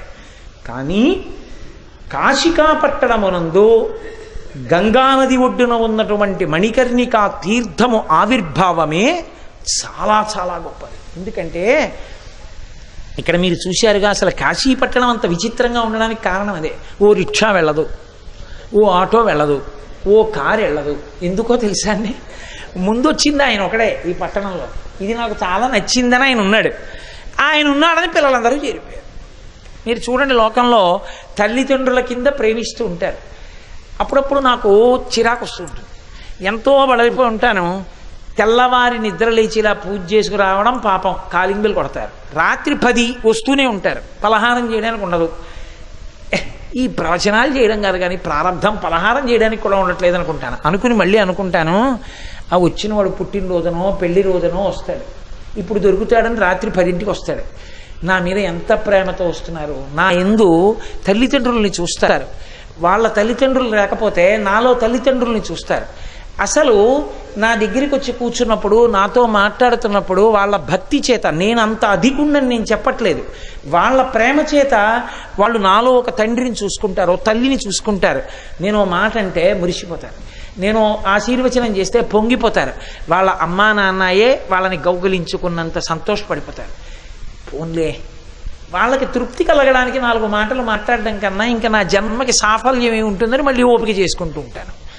అలా అంటే నాతో పోల్చుకున్నానని మీరు అనుకోకండి, నాకే అలా ఉంటే అని పోలుస్తున్నాను. పరమశివుడు పార్వతీదేవి ఎక్కడుంటే అక్కడ చేరరండి. వాళ్ళకి ఇష్టమైన పట్టణం అంటే మరి పిల్లలందరూ రారు. అందులో అందరూ వచ్చేసారు ఇక్కడికి. ఓహో పెరిగిపోయింది. ఎంత పెరిగిపోయిందంటే గట్టిగా ఓ ఆటో వెళ్ళడానికి కూడా వీలు లేని వీధులు పెరిగిపోయింది. అంత జనం వచ్చేసారు. పోన్లేరా సందులు ఇంత పెరిగిపోయాయని ఎవడు రాడేమో నడవలేమని చెప్పి రావడం మానేస్తారేమో. పలకలు, అందులోనే పెద్ద పనున్నట్టు ఆవులు, దూడలు. మరి పరమశివుడు ఎక్కడుంటే అక్కడ వేదాలు తిరుగుతుంటాయి, ఉపనిషత్తులు, పరదేవతా స్వరూపాలు, వృషభాలు, ధేనువులు వెళ్ళిపోతూ మేము శుద్ధి చెయ్యొద్దు, మీరంటే గంగ ఎక్కడి నుంచో తేవాలి, మేమే ఉంది తినేసి వదిలేస్తే చాలు శుద్ధి అయిపోతుంది ఇది గోమయంతో అని పేడలు, అక్కడి నుంచి కాళ్ళు జారిపోతూ ఉండడాలు, పలకలు, ఎత్తులు, పల్లాలు, అక్కడే కొట్లు, టీలు, కాఫీలు, పెరుగులు, మారేడు దళాలు, పువ్వులు, జిల్లేడు పూలు, ఉమ్మెత్త పూలు, ఉమ్మెత్తకాయలు, తెలుగులో అమ్మడాలు, హిందీలో అమ్మడాలు, అన్ని రకాల భాషల్లో అమ్మడాలు. ఎంత అల్లరి! ఇంత అల్లరి వచ్చినా పార్వతి అమ్మో ఏం పెడతాను లేదు అన్నవాడు కనపట్టం లేదు. రోజు రోజుకి పెరిగిపోతున్నారు. ఎంత పెరిగిపోతున్నారంటే అన్ని పనులు అయిపోయాయి కదా, ఇక్కడ చచ్చిపోదామని వచ్చేస్తున్నారు. దాంతో సందులు సందులు కలిసిపోయి ఇలా మేడలు అయిపోతున్నాయి. కొన్నాళ్ళకి ఇంకా ఏదో వింజుడడ్డు వచ్చేసినట్టు సూర్యకిరణాలు పడతాయో కూడా లేదో తెలియదు. విశ్వనాథుడి దేవాలయం దగ్గర తప్ప రోడ్డు మీద ఎక్కడా పోలీసులు ఉండరు, ఎక్కడా ట్రాఫిక్ సిగ్నల్ ఉండదు. తప్పించుకుపోతుండడమే. అలా వలా తలారాయి పలకలో అలలుంటవి తలలుంటవి ముందు బతుకులో తలతోటి వాటిని నువ్వు తప్పుకోవాలి అన్నాడు ఎవరో మహానుభావుడు. అలా మనమే తప్పుకు వెళ్ళిపోతుండాలి అంతే. కాశీలో సంసారంలో చిక్కులు తప్పి మోక్షానికి వెళ్ళడం ఇలాగే ఉంటుంది అనుకుని. అటువంటి కాశీపట్టణంలో అంత పెరిగిపోతోంది. అంత జనం వచ్చేవాళ్ళు, నీళ్లు పోసేసేవాళ్ళు, స్నానాలు చేసేసేవాళ్ళు, విభూతులు పెట్టేసుకునేవాళ్ళు, డమరకలు కొట్టేసేవాళ్ళు, సాయంకాలం అయ్యేటప్పటికి దీపాలు. ఓహో! కాశీపట్టణం రోడ్ రూట్లో ఎప్పుడు నేను వచ్చినా నాకు అనుభవం. ఖచ్చితంగా ముందెళ్ళే వ్యాన్ మీద ఏదో చాప చొట్టు ఉంటుంది, అందులోంచి కార్డు బయటకు ఉంటాయి. ఎక్కడ చచ్చిపోయినా ఇక్కడికే తీసుకొస్తుంటారు కాల్చడానికి. కాబట్టి ఎన్నో ప్రేతాలు ఇక్కడ చచ్చిపోవాలని కోరిక. చూసావా పార్వతీ పాపం వాళ్ళు ఎంత ప్రేమగా వస్తున్నారో. ఏదో 10 మందితో మొదలైనదో కాశీ ఇవాళ ఎంత పెరిగిపోయిందో. కాశీ పెరిగిపోలేదు, మన ఇల్లు పెరిగిపోయి. నేనా కూర తిండి, పులుసు తిండి, పిల్లలు ఇంతమంది వచ్చారు కదా, అన్నం పెట్టాలి కదా, నేను అన్నపూర్ణని కదా, వీళ్ళు అలా జపం చేసుకుంటూ కూర్చుంటే ఎలాగా అంటావేమో. నాకెప్పుడు అది అలవాటు, అలా నాలో నేను రమిస్తూ ఉంటాను. కాబట్టి నువ్వు పిల్లలకి అది పెట్టండి ఇది పెట్టండి, లేకపోతే పిల్లలు మీకు ఇది తెచ్చారు చూడండి అంటే నేను అంతర్ముఖుడని చూస్తాను. కానీ పైకి చూస్తూ ఈ అల్లరంతా నాకు పడే విషయం కాదు. అందుకని కొంచెం ఉత్సాహంగా చూసేవాడు కావాలి.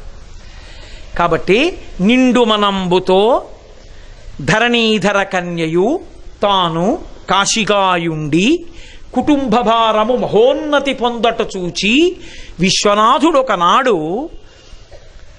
ఆ మహానుభావుడు ధరణీధర కన్యతోడ ఇట్లని భారకుడు దక్షుడు హితుండు కావలదామన ఇంత ఇంటికిన్.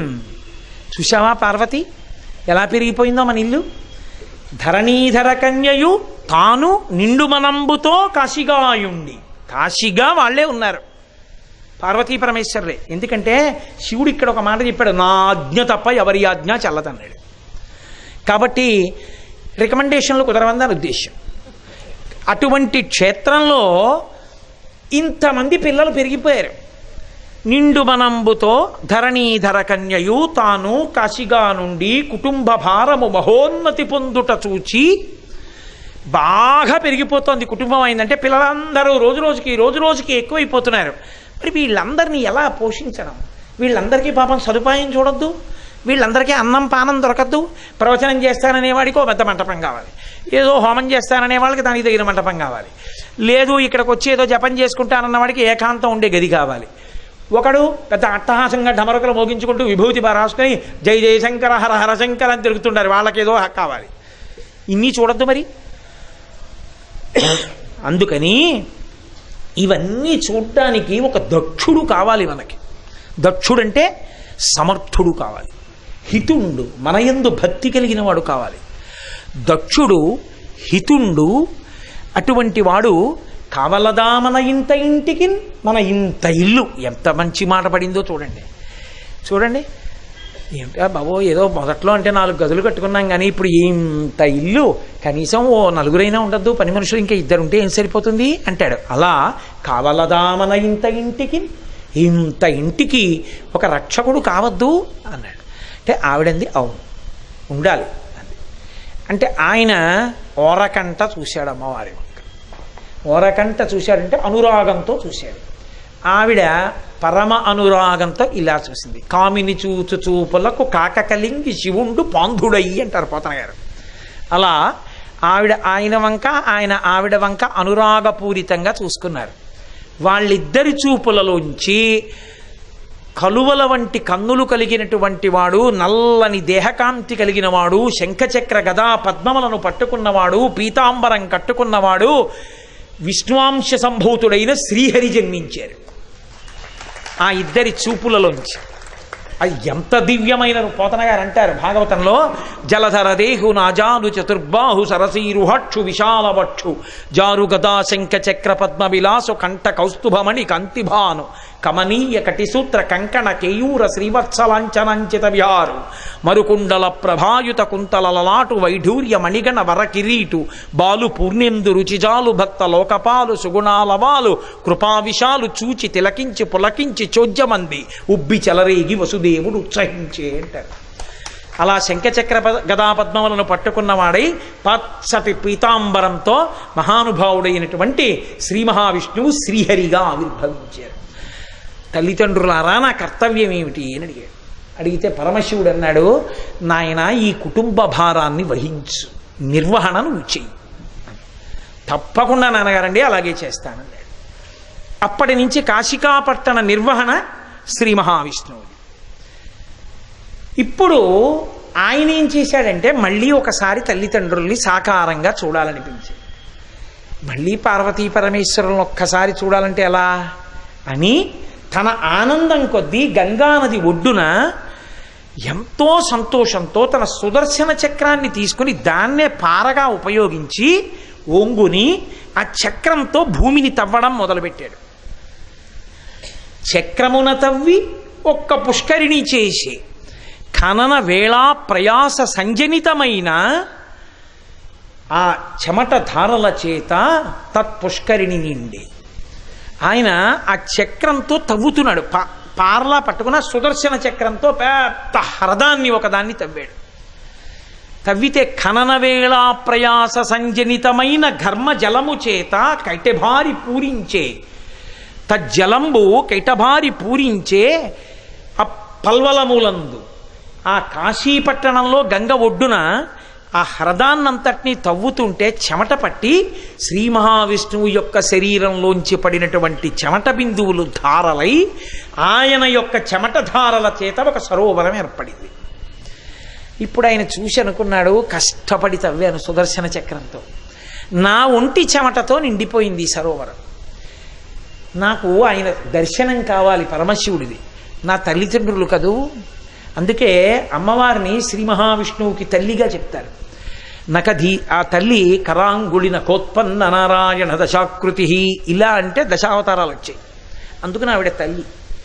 అందుకే పోతన గారు ప్రారంభ శ్లోకం చేస్తూ శ్రీకైవల్య పదంబు చేరుటకునై చింతించతన్ లోకరక్షైకారంభకు భక్తపాలన కళా సౌరంభకున్ దానవోద్రేక స్తంభకు కేళి లోల విలస దృగ్జాల సంభూత నానా కంజాత భవండ కుంభకు మహానందాంగన ఢింబకున్ అంటారు. మహానందాంగన అన్నమాట మహానందమయీ ఖడ్గమాల. మహానందమయీ అయిన అమ్మవారి యొక్క బిడ్డని నేను స్తోత్రం చేస్తున్నాను కృష్ణ భగవాను. కాబట్టి కరాంగుళి నఖోత్పన్న నారాయణ దశాకృతి అమ్మవారి బిడ్డడు, ఆయనకి చూడాలని ఉండదు తల్లిదండ్రుల్ని. కాబట్టి మా అమ్మని నాన్నని ఇంకొక్కసారి చూడాలి. 1008 సంవత్సరములు తపస్సు చేశాడు. 1008 సంవత్సరములు తపస్సు చేస్తే పార్వతీ పరమేశ్వరులు ప్రత్యక్షమయ్యారు. ప్రత్యక్షమై ఒక్కసారి చూశాడు ఆయన హ్రదం వంక. చూసి అబ్బా ఎంత కష్టపడి తవ్వావో ఈ పుష్కరిణి నా కోసం, ఎంత భక్తితో తవ్వావు, ఈ కాశీక్షేత్రంలో నీ పేరు మీద ఒక తీర్థం ఉండాలని, ఒక హ్రదం ఉండాలని తవ్వావా అని ఫణిభూషణుండు వాపి ప్రణుతి స్తోత్ర పరంపరలనొనరింపన్ త్రినేత్రుని దక్షిణశ్రుతి మణికర్ణిక జారి మిట్టి సరసి మధ్యమున పడెన్. పరమేశ్వరుడు ఆ ఒడ్డున నిలబడి, ఇదిగోనండి ఇలా ఇక్కడ తవ్వాను, అక్కడ తవ్వాను, ఇంత లోతు తవ్వాను, నా చెమట అంతా ఇందులో పడింది అని చెప్తూ ఉంటే ఫణిభూషణుండు వాపి ప్రణుతి శ్లాఘాపరంపరలనొనరింపన్. పరమశివుడు అక్కడ నిలబడి ఒడ్డున, అబ్బా ఇలా తవ్వావా, ఇంత కష్టపడ్డావో, అని సంతోషపడిపోతూ ఆయన భుజం మీద చెయ్యేసి ఇలా ఇలా అంటుంటే త్రినేత్రుని దక్షిణశ్రుతి మణికర్ణిక అన్ని మాటలు తల ఊపి ఆ తీర్థాన్ని పొగుడుతుంటే ఆ హ్రదాన్ని పరమశివుని యొక్క కుడి చెవికి పెట్టుకున్నటువంటి కర్ణాభరణం జారి అందులో పడిపోయింది. దక్షిణశ్రుతి మణికర్ణిక మిట్టి సరసి మధ్యమున పడెన్. పరమేశ్వరుని యొక్క కుడి చెవి యొక్క మణికర్ణిక మణులతో కూడిన కర్ణాభరణము ఆ హ్రదంలో పడితే ఒంటి చెవి ఆ ఆభరణంతో ఆయన నిలబడ్డాడు పరమేశ్వరుడు. ఇంత పొగిడి ఆయన వంక చూసి అన్నాడు, శ్రీహరి వంక, ఏం కావాలో ఇంత కష్టపడి తవ్వావు అన్నాడు. ఆయన అన్నాడు, బ్రహ్మాండం మొత్తం మీద ఈ తీర్థం కన్నా గొప్ప తీర్థం ఇంకొకటి ఉండకుండుగాక, ఇదే గొప్ప తీర్థం అగుగాక. ఆయన అన్నాడు, ఇచ్చాను వరం. మణికర్ణికా తీర్థమని పిలవబడుతుంది, ఎందుకంటే నా దక్షిణశ్రుతి మణికర్ణిక ఇందులో పడిపోయింది కాబట్టి ఈ మణికర్ణికా తీర్థము అని పిలుస్తారు దీన్ని. ఈ తీర్థం యొక్క గొప్పతనం ఇంత అంతా అని చెప్పడం ఇక సాధ్యము కాదు. ఈ బ్రహ్మాండం మొత్తం మీద ఇంతకన్నా గొప్ప తీర్థము వేరొకటి ఉండదు. అందుకేట దేవేంద్రుడికి 1000 కళ్ళు ఎందుకు వచ్చాయో తెలుసా? అసలు శంకరాచార్యులు వారు అన్నారు, అందరూ అహల్య పట్ల అపచారం చేశాడు, ఏదో గౌతముడు శపించాడు 1000 కళ్ళు వచ్చాయంటారు. కాదు, దేవతలు కనురెప్ప వెయ్యకపోవడానికి ఇంద్రుడికి 1000 కళ్ళు రావడానికి కారణం ఏమిటో తెలుసా అండి? ఇంద్రుడు 33 కోట్ల మంది దేవతలు వచ్చి మణికర్ణిక ఒడ్డున నించుని చూస్తూ ఉంటారట. ఒరే, ఇందులో స్నానం చేసిన వాడు శివుడై కైలాసానికి ఎడతాడా, విష్ణువై వైకుంఠానికి ఎడతాడా చూద్దామని నించుంటారట. నించుని అంటుంటారట. అంటే అక్కడ స్నానం చేసిన వాడు శివుడైపోయి కైలాసానికి వెళ్ళిపోతుంటాడు, విష్ణు అయిపోయి అంటే సాకారమును పొంది వైకుంఠానికి వెళ్ళిపోతుంటారు. ఎప్పుడు ఇలా చూడటంలో అబ్బబ్బబ్బా ఏమి తీర్థం రా, ఎవడు స్నానం చేస్తే వాడు శివుడు అయిపోతున్నాడు, విష్ణు అయిపోతున్నాడు, ఇక్కడ ఎంత గొప్ప తీర్థం అని చెప్పి పందాలు కట్టుకుంటారు. ఇదిగో వరుస క్రమంలో వెళ్తున్నాడే 17వ వాడు, వీడు విష్ణు అవుతాడా శివుడు అవుతాడా అంటే పక్కనున్న వరుణుడు శివుడు అవుతాడు, విభూతి పుండ్రాలు పెట్టుకున్నాడు కదా అంటే. అంటే ఇంద్రుడు అంటే నీ మొహం, విభూతి పుండ్రాలు పెట్టుకుంటే శివభక్తుడని కాదు, శంకరాచార్యులు వారు పెట్టుకున్నారు. ఆయనకన్నా విష్ణు భక్తుడు ఎవరున్నాడు లోకంలో? ప్రారంభమే కనకధారా స్తోత్రం ఇచ్చింది విష్ణు సహస్రనామ స్తోత్ర భాష్యం, అంతటి మహానుభావుడు. కాబట్టి విభూతి పెట్టుకుంటే శివభక్తుడు అనే అర్థం.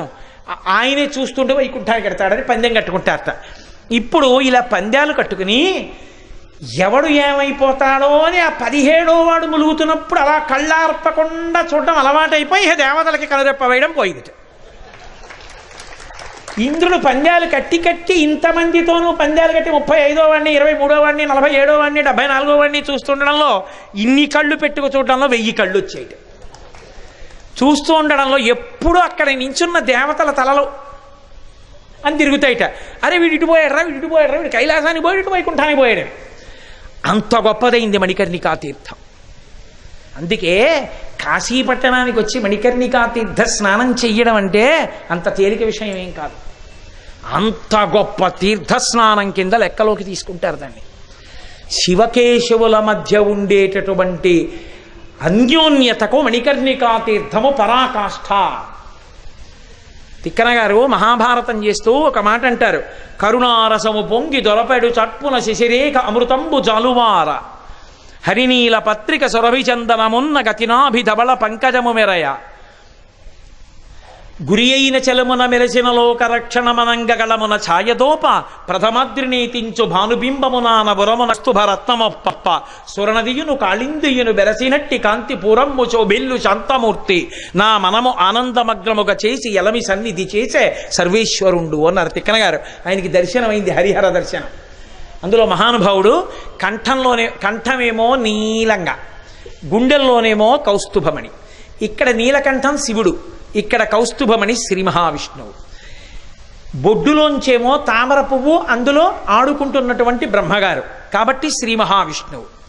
ఇక్కడేమో కరుణారసము పొంగి దొరపెడు తత్పున శశిరేఖ అమృతంబు జాలువార, ఇక్కడేమో నెలవంక చంద్రవంక పెట్టుకుని అందులోంచి అమృతం పడుతూ శివుడా విష్ణువా సురనదియును కాళిందియును బెరసినట్టి కాంతి పూరమ్ము శోభిల్లు శాంతమూర్తి నా మనము ఆనందమగ్నముగా చేసి ఎలమి సన్నిధి చేసే సర్వేశ్వరుడు. గంగా యమున కలిసి వస్తే తెల్లగా నల్లగా ఎలా ఉంటుందో అలా శివకేశవులిద్దరూ కలిసి హరిహర స్వరూపంగా నా ముందుకొచ్చారన్నారు తిక్కన గారు. అసలు జీవితంలో ఉపాసన యందు శివకేశవ భేదం పాటించకూడదు. ఎన్నడూ కూడా శివుణ్ణి పొగిడి విష్ణువుని ద్వేషించడం, విష్ణువుని పొగిడి శివుణ్ణి ద్వేషించడం పతనం అవ్వడానికి మొదటి కారణం. అసలు యథార్థంగా మాట్లాడాలంటే శివకేశవులే పార్వతీ పరమేశ్వరుడు. అందుకే పార్వతీ అలంకార ప్రియత్వం, విష్ణువు అలంకార ప్రియత్వం. ఆమె యొక్క ప్రతిజ్ఞ యదా యదా హి సాధూనాం దుఃఖం భవతి ధారవా తదా తేషాంచ రక్షార్థం దేహం సంధారయామ్యహం. ఎప్పుడెప్పుడు సాధు పురుషుల్ని బాధ పెడతారో, ఎప్పుడెప్పుడు అధర్మము పెళ్ళుబుకుతుందో అప్పుడెప్పుడు నేను అవతార స్వీకారం చేస్తానంటుంది అమ్మవారు. పరిత్రాణాయ సాధూనాం వినాశాయ చ దుష్కృతాం ధర్మ సంస్థాపనార్థాయ సంభవామి యుగే యుగే అంటాడు విష్ణు పరమాత్మ. అందుకే ఇద్దరూ ఒకటే. స్త్రీగా ఉంటే అమ్మవారు, పురుషుడుగా ఉంటే విష్ణువు. అందుకే ఆయన నల్లన అమ్మవారు నల్లన, నారాయణ నారాయణి ఇద్దరు అన్నా చెల్లెళ్ళై ఉంటారు. కారణం అది. అటువంటి విష్ణువుకి శివుడికి మధ్య భేదమును ఎన్నడూ పాటించను అనడానికి మణికర్ణికా హ్రదం గుర్తు. వాళ్ళిద్దరూ ఎంత అన్యోన్యమో చూడండి. తండ్రి కొడుకులై నిలబడతారు ఈ క్షేత్రంలో. అంత గొప్ప మణికర్ణికా హ్రదం. అందుకే మణికర్ణికా తీర్థ స్నాన వైభవాన్ని చెప్పవలసి వస్తే శంకర భగవత్పాదులు అన్నారు, బహుశः శంకరులు ఇలా చెప్పింది ఇంకెక్కడా లేదు. ఎందుకో తెలుసా అండి, శంకరులు ఎప్పుడైనా దీనికి ఫలితం నేను చెప్పలేను అన్నది ఉందనుకోండి, ఆయన నోటితో ఆ మాట అనరు. దీనికి ఫలితం చెప్పడం కష్టం అనరు. ఫలితం చెప్పడం కష్టం అన్న అర్థం వచ్చే సన్నివేశం చెప్పి వదిలేస్తారు. సౌందర్యలహరిలో చేశారు అలాంటి ప్రయోగం. రణీజిత్వా దైత్యానపహృత శిరస్త్రై కవచభి నివృత్యై చందాంశస్త్రిపురహర నిర్మాల్య విముఖై విశాఖేంద్రోపేంద్రో శిశి విశిద కర్పూలశకలా విలీయంతే మాతస్తవ వదన తాంబూల కబళా. సుబ్రహ్మణ్యుడు, ఇంద్రుడు, ఉపేంద్రుడు అంటే విష్ణువు ముగ్గురు వచ్చి అమ్మవారి దగ్గర తాంబూల చర్వణం చేస్తున్న అమ్మవారి నోటిలో ఉన్నటువంటి తాంబూలపు పిడచ తిన్నారు. దానివల్ల ముగ్గురు ఏమయ్యారు చెప్పలేరు శంకరాచార్యులు. విష్ణువు యొక్క వైభవం చెప్పడం ఎవరికి తరం? ధరణీ సభ కాగజకరావు లేకిని సభ బనరాయ్ సాత సమందకి మసగరావు హరికణలు కానజాయ్ అంటాడు కబీర్దాసు. ఈ ధరణీ సభ కాగజకరావు ఈ భూమినంతటినీ కాగితం చేసుకుని, సముద్రాలన్నింటినీ సిరా చేసుకుని, అరణ్యాలన్నింటినీ తీసుకొచ్చి కలంగా చేసుకుని, ఈ సప్త సముద్రాల్లో ఉన్నవి సిరాగా పోసుకుని, ఈ కాగితంతో ఈ భూమి అన్న కాగితం మీద విష్ణుగుణములను రాయడం మొదలు పెడితే నాకు సరిపోలేదు అన్నారు. అంతటి మహానుభావుడు శ్రీ మహావిష్ణువు. దేవసైన్యాధిపతి సుబ్రహ్మణ్యుడు మహానుభావుడు. అమ్మని పునికి పుచ్చుకున్నాడు. అందుకే మంత్రం కూడా అంతే, శరవణ భవ. మహానుభావుడు సుబ్రహ్మణ్యుడు అటువంటి వాడు. ఇక ఇంద్రుడో ఎన్ని భోగాలు అనుభవిస్తూ ఉంటాడో. వేదమునందు ఇంద్రుడు వేరు. రుద్రాధ్యాయంలో ఇంద్రశబ్దం వాడతారు. అసలు మీరు జాగ్రత్తగా పరిశీలిస్తే శ్రీరామాయణంలో విష్ణువు అన్న పేరు మీకు కనపడదు. ఎక్కువగా ఎవరు కనపడతారో తెలుసా అండి? ఇంద్ర ఇంద్ర ఇంద్ర ఇంద్ర, ఎప్పుడు ఇంద్రుడే. వాల్మీకి రామాయణం అంతా. కారణం ఏమిటో తెలుసా? పరబ్రహ్మస్వరూపంగా చెప్తారు ఇంద్రుడిని. వేదమునందు ఇంద్రుడు వేరు, పురాణమునందు ఇంద్రుడు వేరు. అటువంటి ఇంద్రుడు, సుబ్రహ్మణ్యుడు, విష్ణువు ఎంత గొప్ప వాళ్ళయ్యారో చెప్పలేను. కారణం మాత్రం అమ్మవారి తాంబూలపు పిడచ తినడం. చెప్పారా ఎంత గొప్పవాళ్ళో? చెప్పడం సాధ్యం కాదు, చెప్పను. కానీ కారణం చెప్తాను. అమ్మవారి తాంబూలపు పిడచ వాళ్ళు తిన్నారు. వెళ్ళి దగ్గరికి వచ్చినప్పుడు పెట్టింది పిల్లలు కాబట్టి, ఆవిడ బిడ్డలు వాళ్ళు పెట్టింది. ఎంత గొప్ప వాళ్ళు అయ్యారు ఎవడి తరం చెప్పడం? చెప్పను. ఎంత గొప్ప వాళ్ళు అయ్యారో అని వదిలేశారంతే. అలా చెప్పే శంకరులు మణికర్ణికని స్తవం చేశారు. ఆయన ఆ స్తవం చేసినప్పుడు ఒక మాట చెప్పారు. ఆయన అన్నారు, మధ్యాహ్నే మణికర్ణికా స్నపనజం పుణ్యం న వక్తుం క్షమః. గంగానది స్నానం చేసేటప్పుడు అన్ని వేళలా చేస్తారు. కానీ సాధారణంగా కేదారేశ్వరలింగాది దర్శనములను చేసేటప్పుడు ప్రాతకాల స్నానమే గొప్పది. కానీ ఒక్క మణికర్ణికలో స్నానం చేస్తే మాత్రం ఖచ్చితంగా 12 గంటలకి చెయ్యాలి. మిట్ట మధ్యాహ్నం 12 అయ్యేటప్పటికీ మణికర్ణికా హ్రదంలో స్నానం చేయాలి. స్నానం చేసి పైకి రావాలి. పైకొచ్చి ఆతడి బట్టలతోటే మణికర్ణికకి ఎదురుగుండా నిలబడి స్తవం చెయ్యాలి మణికర్ణికని. అలాంటి స్తవం ఎవరు చేస్తారో, ఎవరు మధ్యాహ్నం మణికర్ణికా ఘట్టంలో స్నానం చేస్తున్నారో, స్నానం చేయడం అంటే తల మునిగేటట్టు, ఇవాళ గంగలో చేసేటట్టు ఎవరు చేస్తున్నారో, మధ్యాహ్నే మణికర్ణికా స్నపనజం పుణ్యం నవక్తుం క్షమః స్వీయై రబ్దశతై చతుర్ముఖధరో వేదార్థ దీక్షా గురు యోగాభ్యాస బలేన చంద్రశిఖర తత్పుణ్యపారంగతః త్వత్తీరే ప్రకరో కరోమి పురుషం సుప్త పురుషం నారాయణం వా శివం అన్నారు శంకర భగవత్పాదులు. మధ్యాహ్నే మణికర్ణికా స్నపనజం, మిట్ట మధ్యాహ్నం 12 గంటల వేళ మణికర్ణికా తీర్థంలో మునిగి పైకొచ్చి నిలబడి అదే తడి బట్టలతో గంగానది వంక చూస్తూ మణికర్ణిక వంక చూస్తూ ఎవరు స్తవం చేస్తారో, మణికర్ణిక స్తవం చేస్తారో వాళ్ళకి ఖాతాలో పడేటటువంటి పుణ్యం ఎంతది నవక్తుం క్షమః, నే చెప్పలేను. ఎవరు? నేను కాదు, శంకర భగవత్పాదులు. ఎవరు? అపరశంకరుడు. నీ చెప్పలేనన్నారు ఆయన. పోనీ అండి, ఎవరు చెప్తారు? స్వీయైరబ్దశతై చతుర్ముఖధరో వేదార్థ దీక్షా గురు. 4 ముఖములతో 4 వేదములను వేదార్థమును చెప్పగలిగిన సమర్థుడైనటువంటి బ్రహ్మగారు 4 ముఖములతో 100 సంవత్సరముల పాటు చెప్పినా రాత్రింబవళ్ళు మణికర్ణికా తీర్థ స్నాన వైభవమును చెప్పలేడు. కుదరదు. ఆయన కూడా చెప్పలేడు. ఎన్నేళ్ళు? 4 ముఖములతో 100 ఏళ్ళు. ఆయన ఏం చెప్తుంటాడు? 4 ముఖములతో 4 వేదాలని, 4 వేదముల యొక్క తాత్పర్యాన్ని చెప్తాడు. ఆయన చెప్పలేడు. స్వీయై రబ్దశతై చతుర్ముఖధరో వేదార్థ దీక్షా గురు యోగాభ్యాస బలేన చంద్రశిఖర తత్పుణ్య పారంగతః త్వత్తీరే ప్రకరోతి సుప్త పురుషం నారాయణం వా శివం. అమ్మా, మణికర్ణికా తీర్థంలో స్నానం చేసినటువంటి వ్యక్తి అటువంటి గొప్ప యోగాన్ని పొంది, గొప్ప శక్తిని పొంది, అటువంటి శక్తి కారణం చేత, ఆ పుణ్య విశేషం చేత అతను ఒడ్డున తిరుగుతున్నప్పుడు దేవతల యొక్క కంటికి ఎలా కనపడతాడో తెలుసా? లోపల శివభక్తి తత్పరుడైతే చంద్రశేఖరుడిగా కనపడతాడు.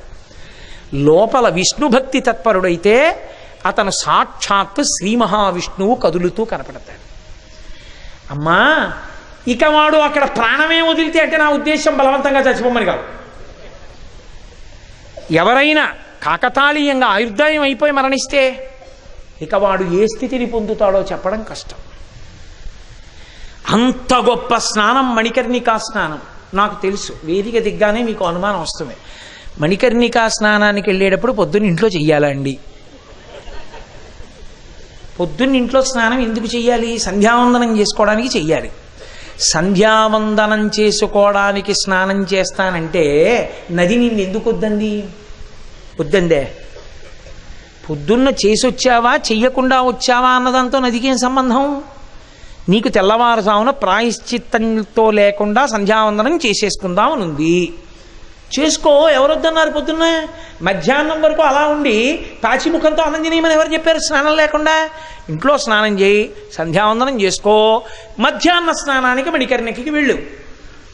రేపటి రోజున మధ్యాహ్నం 12 గంటలకి ఖచ్చితంగా మనందరం మణికర్ణికా స్నానం చేస్తున్నాం. ఎందుకో తెలుసా అండి? రేపు కార్తీక సోమవారం, పైగా కార్తీక మాస శుక్లపక్షమిలో వచ్చేటటువంటి నవమి తిథి కేవలము స్నానము కొరకే. ఇక్కడికి నేను వచ్చినప్పుడు కాకినాడ పట్టణం సర్పవరంలో నీలకంఠేశ్వర స్వామి వారి దేవాలయంలో నవమి నాటి స్నాన వైభవం గురించి చెప్పొచ్చాను.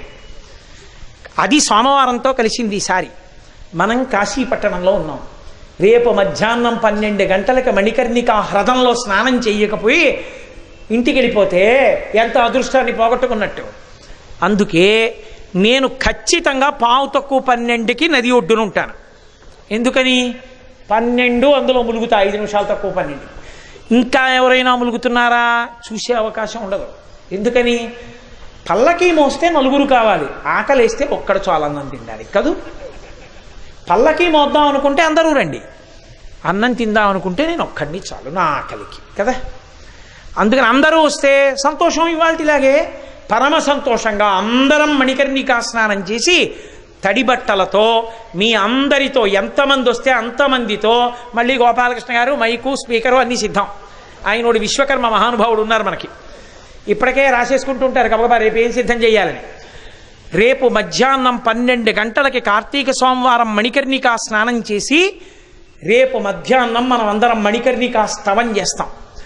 ఇక ఆ స్తవం అలా ఇలా ఉండదు, అంత గొప్ప స్తవం. ఇప్పుడు నేను చదివిన శ్లోకం మణికర్ణికా స్తవంలోదే. అది చదవాలి అసలు. ఎవరెవరు కాశీ పట్టణానికి వస్తారో వాళ్ళందరూ మణికర్ణికలో స్నానం చేసి తడి బట్టలతో నిలబడి మణికర్ణికా స్తవం చేసి వెళ్ళాలి. దాని చేత విశేషమైన అభ్యున్నతిని పొందుతాడు. శివకేశవ అభేదమైన దృష్టితో శివకేశవులు అంత ఒకటిగా ఉంటారన్న భావనతో అంత పరమభక్తితో నమస్కారం చేస్తూ చెయ్యాలి చక్కగా. అందుకే కాశీపట్టణంలో ఒక నియమం చెప్తారు. ఇక్కడ ఒకానొకప్పుడు ఒక ఆఖ్యానం జరిగింది. ఆ ఆఖ్యాన సమయంలో యమధర్మరాజు గారు తన దూతల్ని పిలిచాడు. పిలిచి, ఒరే నేను మీతో ఒక రహస్యం చెప్తాను రా, 108 నామములు చెప్తాను మీకు. ఈ 108 నామములో శివనామములు ఉంటాయి, కేశవనామములు ఉంటాయి. సాధారణంగా విష్ణు అష్టోత్తరం ఉంటుంది, శివాష్టోత్తరం ఉంటుంది. ఇప్పుడు నేను చెప్పే అష్టోత్తరం ఏమిటో తెలుసా? శివుడికి కేశవుడికి కలిపి ఉంటుంది. ఇది ఎప్పుడైనా ఎక్కడైనా ఎవరైనా చదివితే నేను గుర్తుపెట్టుకుంటాను. గుర్తుపెట్టుకుని వాడి పేరు రాసి మీకు ఇస్తాను. పొరపాటున కూడా వాడిని ఇక మీరు తీసుకురాకండి. కాళ్ళు పట్టి లాగడం, వాడిని నెత్తి మీద తన్నడం, వాడి గోళ్లలో గుండు సూదులు గుచ్చడం ఇలాంటివి మనకు అక్కర్లేదు. అటువంటి వాడు ఎవరైనా ఈ 108 శివకేశవనామములను కలిపి చెప్తే నే చెప్పినవి, అటువంటి వాడి జోలికి వాడి ప్రాణోత్క్రమణ సమయంలో మీరు వెళ్ళవద్దు. శివపార్షదులో విష్ణు పార్షదులో వెడతారు. అంటే దాని ఉద్దేశం నోటితో చెప్పి లోపల ఇంకోలా ఉండమని కాదు. శివకేశవుల ఇద్దరి యందు అంత సమాన భక్తితో ఉండాలి. వాళ్ళిద్దరు ఒక్కటే. అందుకే వాళ్ళిద్దరి సంబంధం దంపతీ సంబంధంగా చెప్తారు. ఎందుకనంటే మీరు ఒక్కటే గుర్తుపెట్టుకోండి, నా భార్య మీరు ఆయన్ని చేరతీకండు సుమా లేనిపోని ఇబ్బంది అని 4 మాటలు అందనుకోండి, నేను విముఖుడనవుతాను కదూ. లేకపోతే మీరు నా దగ్గరికి వచ్చి ఏమిటో మీరు ఇన్ని చెప్తారు చక్కగా, ఆ పనికి మళ్ళీ ఆవిడది ఎక్కడ దొరికిందండి మీకు అన్నారనుకోండి, మీరు నాకు సన్నిహితులు కాగలరా? కాలేరు కదా. లేకపోతే మా ఆవిడ దగ్గరికి వెళ్ళి ఏమిటోనమ్మా మీరు ఇంత ధార్మికులు, ఇంత నెమ్మదిగా ఉంటారు, అసలు ఎప్పుడు గట్టిగా మాట్లాడరు, మీ ఆయన అప్పుడప్పుడు మైకులో కోపడతాడు, పైగాను ఆ కోపిష్ట ఆయన నీకు ఎక్కడ దొరికాడమ్మా అన్నారనుకోండి, మీరు మా ఆవిడికి సన్నిహితులు కాగలరా? తేలిక మార్గం ఏంటంటే అమ్మాయి అంత అదృష్టవంతులు, నేను పనికి వచ్చిన వాడినా పనికి మాలిన వాడినా పక్కన పెట్టండి, మీ ఆయన ఎంత గొప్పవాడో అన్నారనుకోండి, మా ఆవిడ పొంగిపోతుంది. మా ఆవిడ పనికొచ్చేదో పనికి మాలిందో పక్కన పెట్టండి, ఏమి నీ అదృష్టమయ్యా ఎంత మంచి భార్య అయ్యా అన్నారనుకోండి, నేను పొంగిపోతాను కాదు. ఈ లక్షణం నా ఒక్కడికే ఉందని మీరు అనుకోకండి, పార్వతీ పరమేశ్వరులకి లక్ష్మీనారాయణులకి కూడా ఉంది తెలుసా. ఇది నాకు మీకే కాదు, నేనే కాదు, ఏం మిమ్మల్ని వదిలేశాననుకుంటున్నారేమో, మీకు కూడా. ఎందుకో తెలుసా, అసలు శ్రీమన్నారాయణుడు 100 కవచములు కట్టు కూర్చుంటాట ఎప్పుడు రాక్షసులు వస్తుంటారో స్వర్గలోకం మీదకని. శ్రియై సమస్త చిరతి విధాన వ్యసనం హరే అంగీకారభిరయ రోకై సార్థయన్యై కృతోంజలి ఉల్లాస పల్లవి తపాలిత సప్తలోకి నిర్వాహకోరకి తనీమ కటాక్షలీలాం శ్రీరంగహర్మ్యతలమంగళ దీపరేఖాం శ్రీరంగరాజమహిషీం శ్రియమాశ్రయామ అనుకలతనుకాండాలింగనారంభశుంభత్ ప్రతిదిశ భుజశాఖా శ్రీసఖానోకహర్ది స్థననయనుగుళుచ్ఛస్పార పుష్పద్విరేఫ రచయితు మయి లక్ష్మీ కల్పవల్లీ కటాక్షాన్ యద్భ్రూభంగా ప్రమాణం స్థిరతర రచనా తారతమ్యే మురారే వేదాంతాః తత్వచింతాం మురభిదురసి యత్పాదచిన్మై తరంతి భోగోపోద్ఘాతకేళీ చులికిత భగవత్ వైశ్వరూప్యాను భావా సానశ్రీ అస్మృణీతాం అమృతలహరిధీలంగనీయై అపాంగై యత్యావత్తవ దైవతం అంటూ ఆయన ఇన్ని కవచములు కట్టుకుని కూర్చున్నా రాక్షసుల యొక్క బాణములకు పిట్లిపోవుటవి.